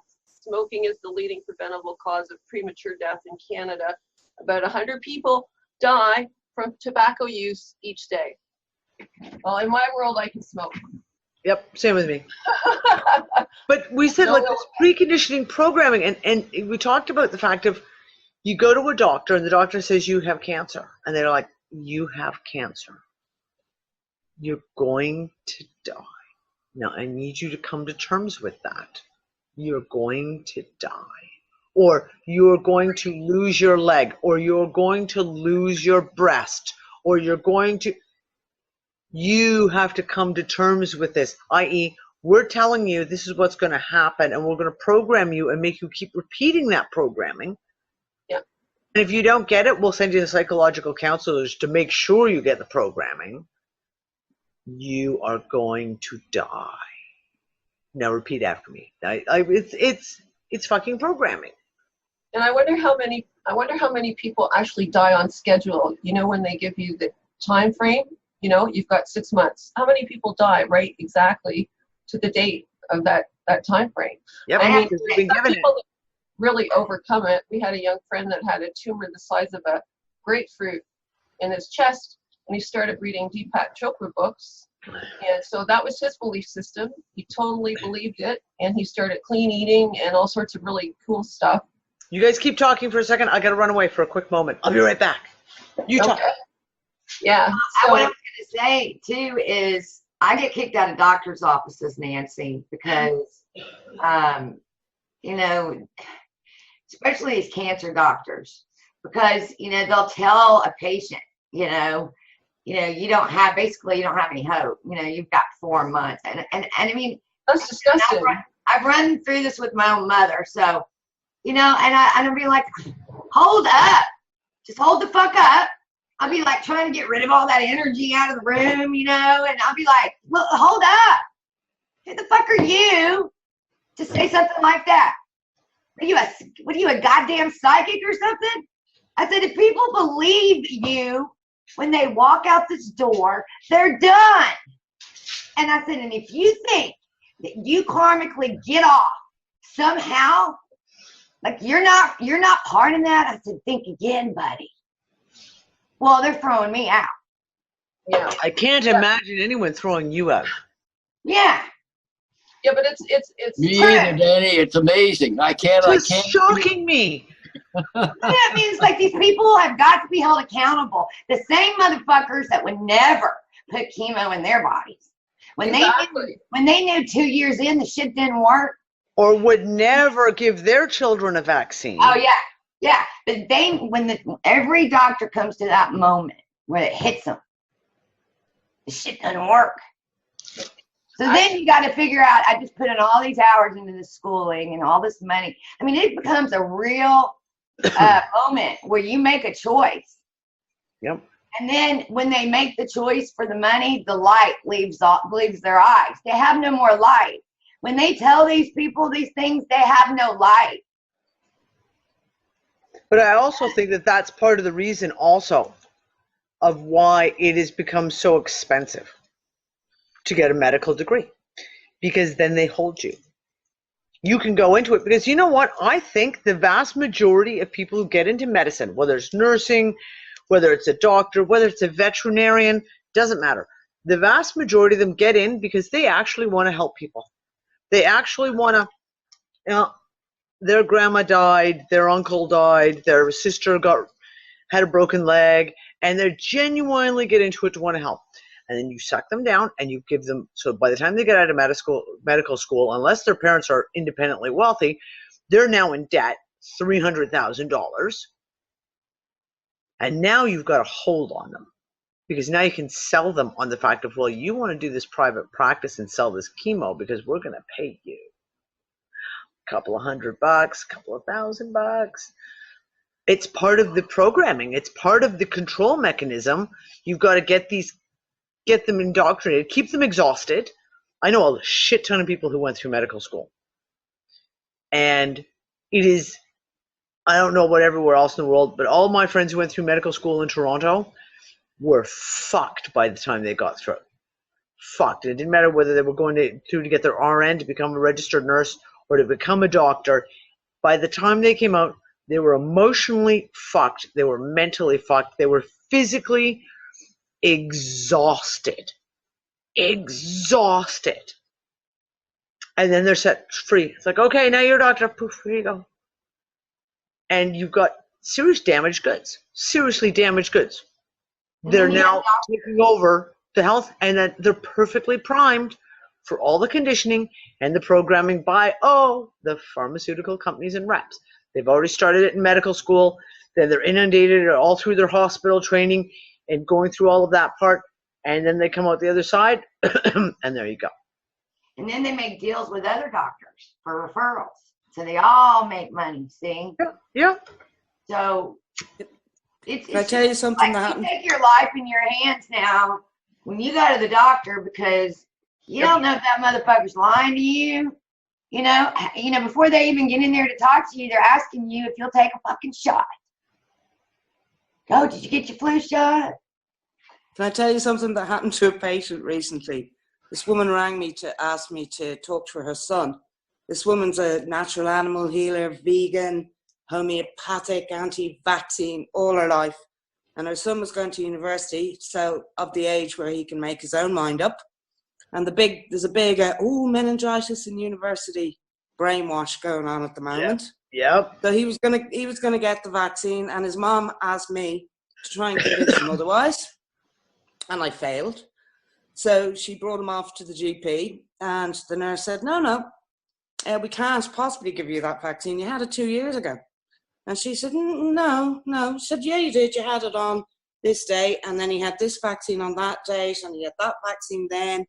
And she said they lied and said that he'd had all these vaccines that he didn't fucking have. And she started saying, hold on a minute, he didn't have any of these vaccines. And she said, and this woman started getting really mad about it. She's very anti-vaccine. So the nurse turned around and said, okay, roll up your sleeve and we'll give you the vaccine again, right? And I said to her, this is what's going on. They're getting £10 per shot per patient. Yep. And when they get to a certain percentage of their practice vaccinated, they get a fucking great, juicy big bonus. Well, So they're falsifying the fucking figures for the money. There is someone released it. I've got it on one of my hard drives. It's the actual image, a photo of the form, and it's from one of the major health insurance carriers in the U.S.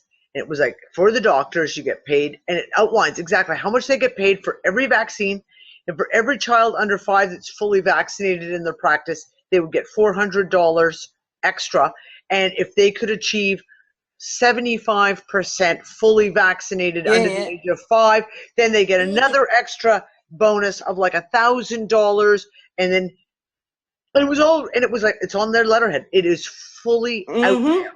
Here it is. So this patient, you want to know why they want to vaccinate your child? Yeah, so this patient of mine was getting outraged, and she was going to be writing letters, this, that, and the other. And I said, no, fucking leave it. You know, like they've said he's vaccinated, so leave it, you know. And I said to her, say to your son, because he was fucking shocked by this. I said, look at the dishonesty that you've experienced at this level from them. Do you trust them about the vaccines? You know, so it actually was a happy ending because the kid didn't get the vaccine, you know? Good, yeah. But like they were just falsifying their fucking records for the cash. My son is going to be 16 soon, and they are really pushing the hepatitis vaccines and the DTaP right now. And so in Ontario, they make you think that you have to have your vaccinations to attend school, which you don't. I've done my research. You can refuse on conscious and religious grounds. So when he was in he's in grade 11 now, and they've changed the law. When he was in grade 8, they informed me he needed DTaP and hepatitis. They make it sound like you need it, but you don't. Yeah. So all you had to do was go to a lawyer or a notary. Yeah, and get an affidavit and sign that you will not be vaccinating on conscious beliefs. Well, they've changed it. So he'll be due, and they will suspend him if he doesn't get it. They've changed it in Ontario. Now we have to go to, I call it re-education camp. We have to go watch a video session of vaccinations. Plus, on the affidavit now, they have a pre-printed form. This is outrageous. I'll post it in the UU room. Please do. There is a statement that says, by signing this, I understand I am endangering the life of my child by not getting a vaccination. And I don't want to sign that form. Refuse it. Don't sign that form. Don't sign that form. You cross that section out. You cross all that section out, and you initial beside it without prejudice. They will, okay, because they said they won't accept the form because people have been doing that. And I was thinking of going to, Michael Weiss he's always got on Facebook, he's got a large section on vaccinations. I was going to see if there was anybody from Ontario in there, because there's no way I'm signing that form. Nope. I'm not endangering the life of my son by not getting him a vaccination. Nope, do not sign that form. Unbelievable. So we have this new form. And we have to get this video. Unless you watch the video, you can't do anything. And I'm just shaking my head. This just came into effect July. It was actually July 2017 it came into effect. Unbelievable. It'll be really funny is if you showed up with the movie Vax and start handing it out. Yeah, you know what? That's funny, Jane. That's good. That's it. So, well, you showed us your video. Yeah. I'm going to show you my video.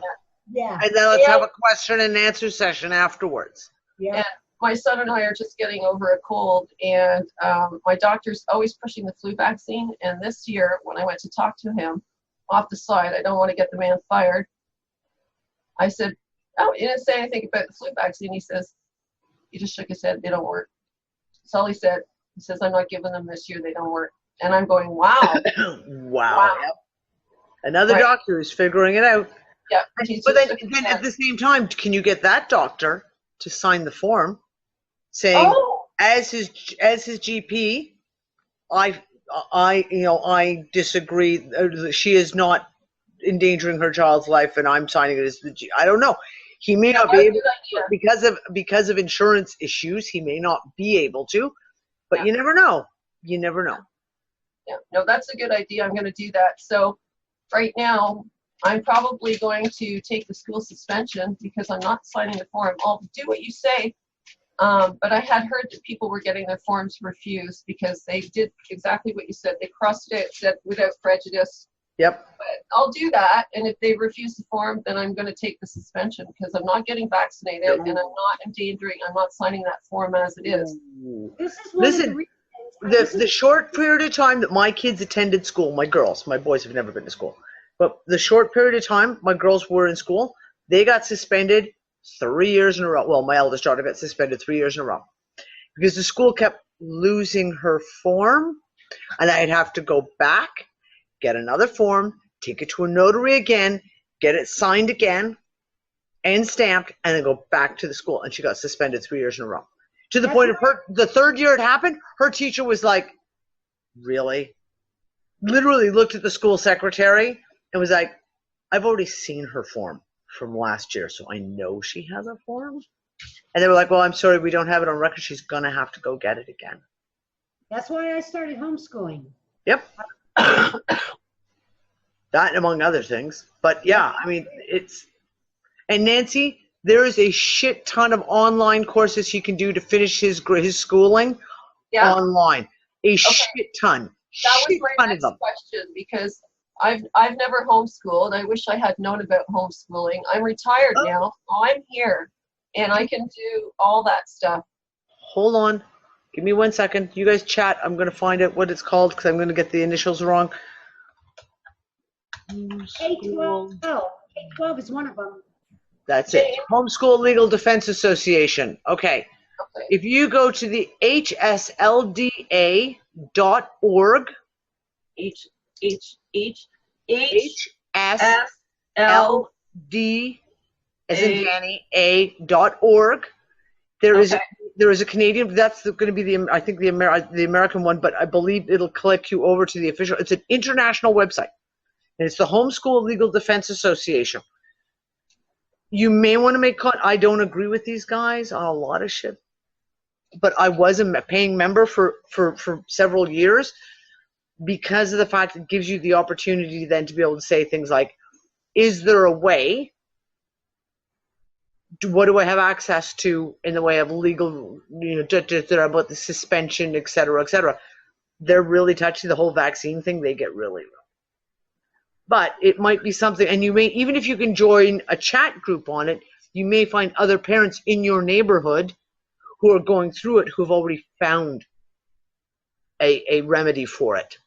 But as for the homeschooling thing, there is a shit ton of online homeschool courses that they can take that will give you your full curriculum if he wants to go that route. Okay, no, actually, that's a great idea, and I didn't even know that was available until this year. He still needs a gym credit, and they decided that he should take a health and wellness for another issue. So he's actually taking an online course for gym, believe it or not. And I didn't know that was available. What are you talking about? So he's taking all the bullshit math and science and I mean, core skills is fine, but you should see his history course and be like, oh my God, I really want to give you an education in history, not this crap. But anyway, that's besides the point. Yeah, it's mandatory. I thought it was 16, but it's mandatory. He has to attend school until he's 18. Now, they say in the document, attend school, so I'm going to have to try to figure out what that means. It's not mandatory. Homeschooling is fully legal in Canada. He can quit school at any age he wants. Okay. And you don't have to even homeschool. He can just literally drop out of school and, fucking go get a job if he wanted to. That's ridiculous. Mandatory schooling in Canada? No. And that's just in Ontario. There's only 3 provinces that said they have to attend school until they're 18. The other provinces are 16. But I'll have to look it up because that might be that wording again, just like vaccinations, where they make you think. It's mandatory. Homeschooling in Canada is fully legal. Anyone can homeschool for any age in Canada. It is fully legal. And if they ever tried to overturn that one, that may just be the bloodbath. It's kind of the same thing with England. If they ever try to overturn the homeschooling in England, it could be the camel, the straw that broke the camel's back, for sure. Okay, I'll look that up, and you can take the conversation back, because all these guys look like they're getting I have no idea. I don't know where our conversation was to begin with. Okay, then I wanted to tell you something. Remember, I wrote you a while back on Facebook with a message, and you told me about putting the C60 under my foot in the groin area. Yeah. And behind my ears, because I had bleeding, and my legs were swollen. Yep. Well, that it worked. We never talked about it afterwards. No, that advice you gave, it turned out to be a kidney stone, but the swelling in my legs, you talked about the lymphatic system. Yep. Excellent advice. So what she did was my legs were swelling, and I've never had that before. I had a kidney stone at the same time, but my legs were swelling from like the knee down, and my calves, my God, they looked like cankles. They were horrible. And I have the C60 Spongy. and the black oil. I also have CBD oil. I've got IoLife from the Geos. I've got all kinds of things, tried everything. So what I did was I took the C60 oil. Danny said put it on the bottom of your feet. And she also said put it in the groin area. And there was another spot, and I forgot what it was. Armpits. Armpits. And then to massage for the lymphatic system. It's lymphatic or lymphatic? Lymphatic. Lymphatic system. Was to massage from the center of my toe up my leg with the oils. And I did that, and the swelling is completely gone. So I just wanted to give you some feedback on that, Danny. That was really great advice. The C60 oils made a difference. I don't know what caused it in the first place, but it worked really, really well. But then it's like we said at the very beginning. Does it matter? Like we don't need to know the mechanism of how it worked, why it worked. All we know is that it did work, and that's my whole thing right now. Is with a lot of stuff is, we have to step back from that Western medical thinking of not just wanting to know the reason, but of trying to break it down into these separate components, because we know our health is not separate components. And we have little things that happen, as we've been discussing through this whole show. This has been an awesome conversation, guys. I've really enjoyed this. The effects of the whole body on all levels, from the mental to the emotional to the energetic to the physical, are mirrored. And we need to stop looking at it as this, I have a sore toe, I have a sore throat, and start looking at the whole. And when we treat it, we have to just, for me, and I know some people think it's really, really fucking hokey. I know. I am all about intuition.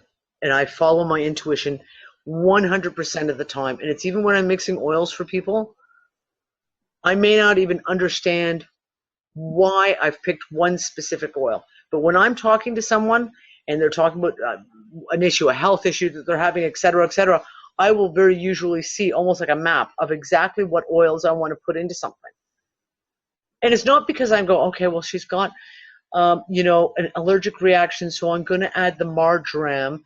And because this problem over here, okay, so we're going to add maybe 5 drops of lemongrass. No, it's not that. It's like literally I just see it, and it's like it writes itself out in my head.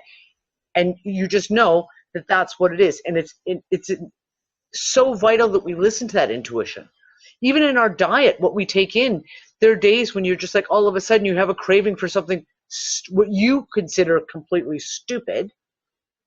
I was craving relish last month, like good, like fucking hamburger relish, like the shit that you put on your hamburgers and your hot dogs, which you can't get over here where we are, by the way. Finally found a jar, and it was a joke because I literally found a jar of fucking plain old gherkin relish. And I made a hot dog for the first time, and I haven't had a hot dog in probably 10 years. I made a hot dog to have an excuse to slather it in the relish. I ate it up, and I felt so good. Now, I have no idea what was in that relish. Was it vinegar? Was it pickling seasoning? Something in the pickling seasonings? But I knew that I was craving that relish. We listen to our bodies. We listen to the things that we want. Now, if your body's telling you that it wants to drink beer, perhaps that's not intuition, that's addiction. When my body craves coffee, that's not intuition, it's addiction. I can fully admit to it.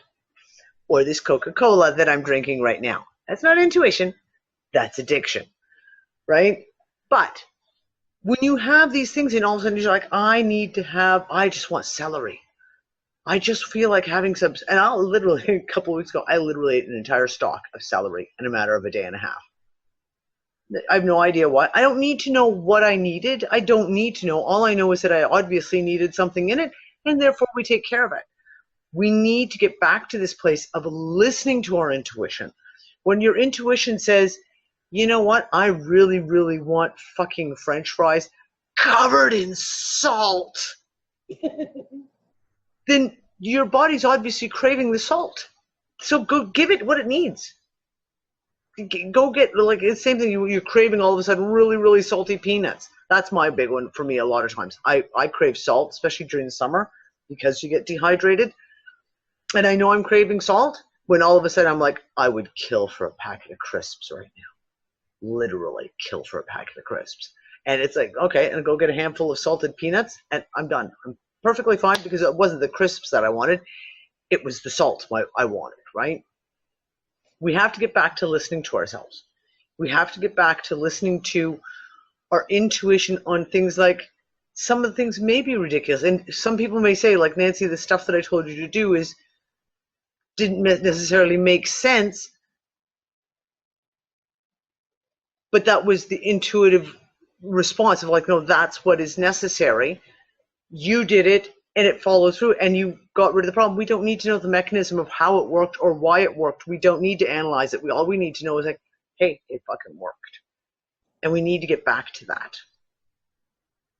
I just want to say something real quick, Danny. Yeah. I'm putting a link down here for Nancy. It's the K-12 curriculum. Yep. It's a really good site. Yep. That's a really, really good site. You know, that's what I use for homeschooling. Yep. And I also want to say, from a business perspective, her testimony is awesome. So you might want to take note and then maybe add it to your website. You know what I mean? These testimonies are fabulous. Oh, I see what you, yeah, you know what? I actually I've been saying for about 6 months, because I have a stack of testimonials from people who've written and used products and had huge results. And I keep saying I need to build a page that'll be like a testimonial page where I can put these things up, even just anonymously, like they don't have people's names and stuff, but I just haven't gotten around to it. Well, you get there. Terrible. I'm terrible at doing shit like that. I'm just, yeah. Well, your C60 product is still new enough, you know, but I would definitely keep those testimonies tucked away and then make that page one day. Yeah, one day I will. One day I'll get off my lazy ass and actually get it done. Well, I wouldn't call you lazy. Oh, you didn't see me fucking today. Trust me, I has my very, very lazy days. We're doing Halloween stuff because we're actually been the family's been hired to do a toy performance for a massive Halloween party. So we're like, okay, well, costuming's got to be it. So we're all going steampunk. So I've spent like 2 days going through eBay and going through I hit the secondhand stores yesterday to buy. We have shitty secondhand stores here. Oh, Nancy, I wish I was back in Toronto again. We have no decent secondhand stores here. So I've been joking saying like that. So I spent 2 days. I was supposed to do shit like fix things on the website, and instead I was shopping for steampunk stuff and coming up with costumes. It is what it is. Sometimes you just need to put aside business shit and just be creative and enjoy the creative flow for that moment. That's what it is. Or if you just need a getaway, or if you just need to get away for a while. Yep. Like I'm planning on doing, and I just got to get that straightened out. So I'm going up to Michigan. Good. Yeah. It's like I still need to fucking get away from this area. It's like I'm just trying to keep myself balanced as much as possible.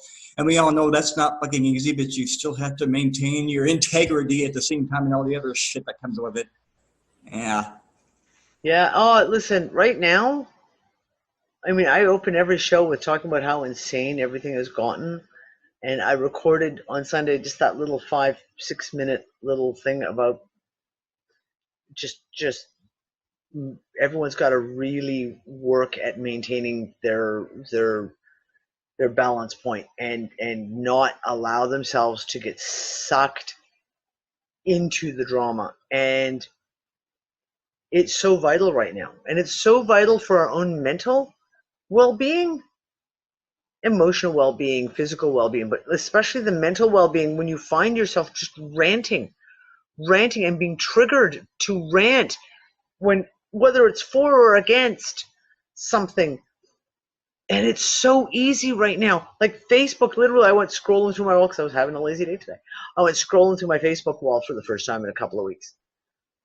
And it was like one post after another post after another post. And it was literally, at one point, I was scrolling through my wall like this on my scroll bar.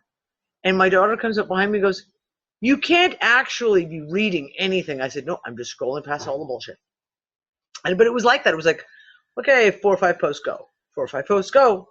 Not gonna read. Nope, go. Don't want to read it. Nope, go. And Nick said something about today about fucking something about the Kavanaugh shit. I was like, don't know, don't care. I have no fucking clue. I don't fucking care because it's a distraction. And I haven't got everyone a is getting fucking clue who he is or what's going on, and I'm fucking keeping it that way. I have the Not basics. interested. I have like enough basics. I don't fucking care. All this shit about the chick, I don't fucking care. All this shit about, I don't fucking care.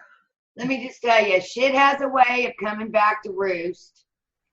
And I feel that anybody associated with the Bushes or anybody that's been associated with supporting any of this darkness is going to have it coming back. And I don't give a fuck how it happens. It's going to happen.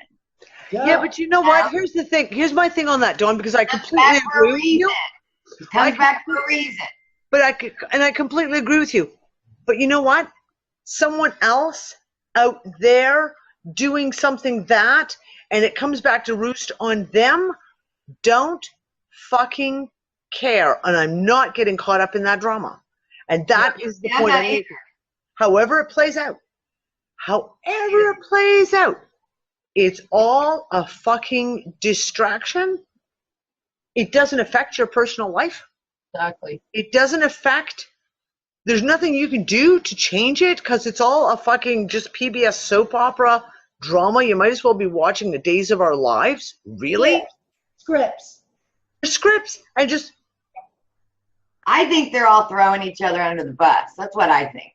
And the same thing though, regardless, I don't fucking care. I don't. They can go throw themselves under the bus. And I ain't cleaning up the mess on the road afterwards either. Go ahead. Throw yourselves under the bus. Don't care. Don't play in that playground. There's so much shit going on in the background. There's so much shit going on that I can point to 4, 5, 6, 7 different things that this is a distraction away from. Mm-hmm. And the fact that they just keep playing it out over and over and over. Every fucking week it's a new one. Don't fucking play in that playground. Go play in your own playground. Just play in your own playground. Fuck all those other playgrounds. We have to, right now, seriously keep ourselves in balance. And just, it's hard. It's fucking hard. I've had this last 2 months has been fucking hell on earth for me of shit. But we have to do everything that we can to just stay balanced, stay in a place of at least somewhat calm. We're all emotional beings. We're going to get angry. We're going to get sad. We're going to get fearful maybe. But when you find yourself in that place, just try and step back. Just try and step back. Just step back. Just step back. Danny, we have the power. You have the power. Everybody in this room has the power to do that. Yep. All they have to do is take it and do it. That's another way of saying what Don always says, which is basically take control of your own game. But that's what it means. and know that you have the power. You're not a victim unless you allow it to happen. Things happen to everybody. You know, how you respond to it makes the difference. It's like going on stage. You feel a feeling, right? Many of us have been in a situation of anticipation of perhaps a performance in front of a large audience. You feel a feeling. Now, you define that feeling. You could say, I'm excited and I'm anxious for it in a positive way, or you can say, I'm fearful. I might break a leg, or I might do a bad job or something. Yep. The feeling is neutral. How you define it, how you respond to it, how you define that to you is how you experience what is coming up. And then in that sense, you do have the power. Yep. Like I say, shit happens. We all know that. Yep. But we have the power to respond. And you've got to know that that's a reality, not a dream, not a fantasy, not a bromide. Okay, I've said it. I've said enough. I agree. Completely agree. So, guys, we're actually over time again, as usual. This Sunday's movie is going to be The Matrix. Yes. I want us to watch The Matrix again. Again, I just watched it last night. Sat down, we watched it. A friend came over, we sat and watched The Matrix. I watched it too the other night. Anne Callahan has never seen it. She... Right. So I will make sure that Anne Callahan, who's not here with us tonight, because she was exhausted. I'm busting her, man. I'm outing her. Good. I'm going to call her sister and have her make sure she's in front of that thing. And like, even if you have to set up an IV with coffee to keep her awake, she's going to watch it. Even watching it yesterday, a couple other little pieces, new little pieces, that'll make you go, oh, isn't that interesting? We've all seen the movie, or most of us have all seen the movie, and I dare say that everyone has probably seen it a lot more times than just once. But I want us to sit down and watch it, like, consciously watch it this time. Do you know what I mean? Not chatting with your friends where it's just playing in the background, but actually watch it. There's some shit in that movie, and we always talk about it because it is one of the quintessential movies. But definitely going to watch it on Sunday. The Matrix. Watch it. Definitely. One last thing I was going to say is that I just launched, talking about the C60, is I just launched our new C60 facial serum. And I'm really, really, really excited about it because I've been working on this for 8 months. So it's finally ready, and it's finally just been launched. And it is a whole mixture of different oils. And basically, I went to the position of, we have all these skin problems right now because our skin is inundated from the environmental toxins, the fucking solar radiation, the shit diets that we have, the fucked up water that we're drinking, everything. And our skin is really, really taking the brunt. So I tried to, and I'm hoping that I have achieved creating a serum to fix it all.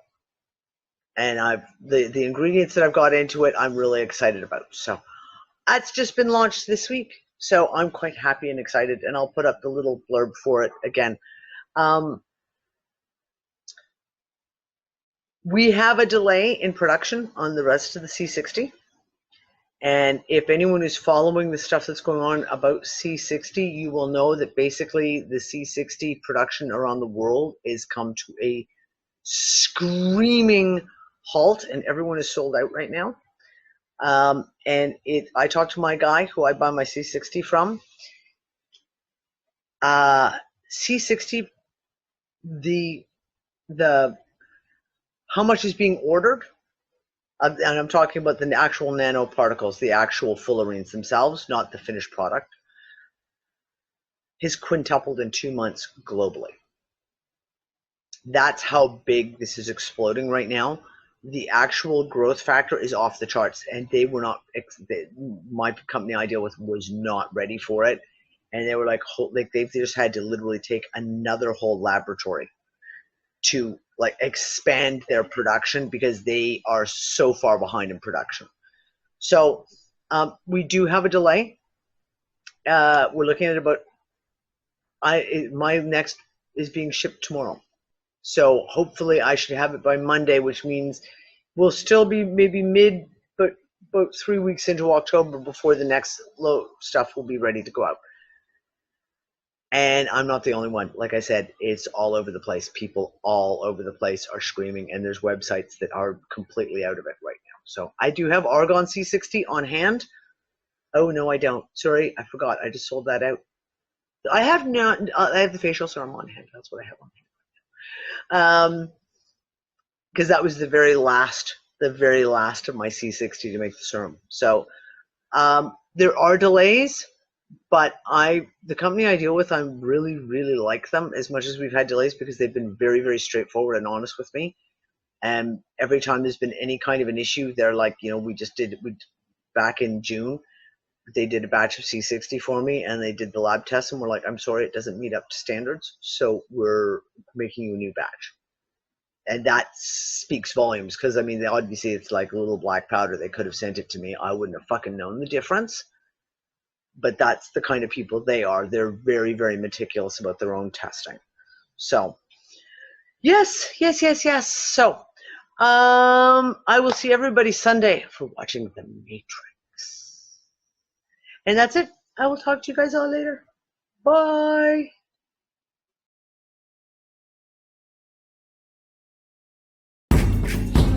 One small step for man.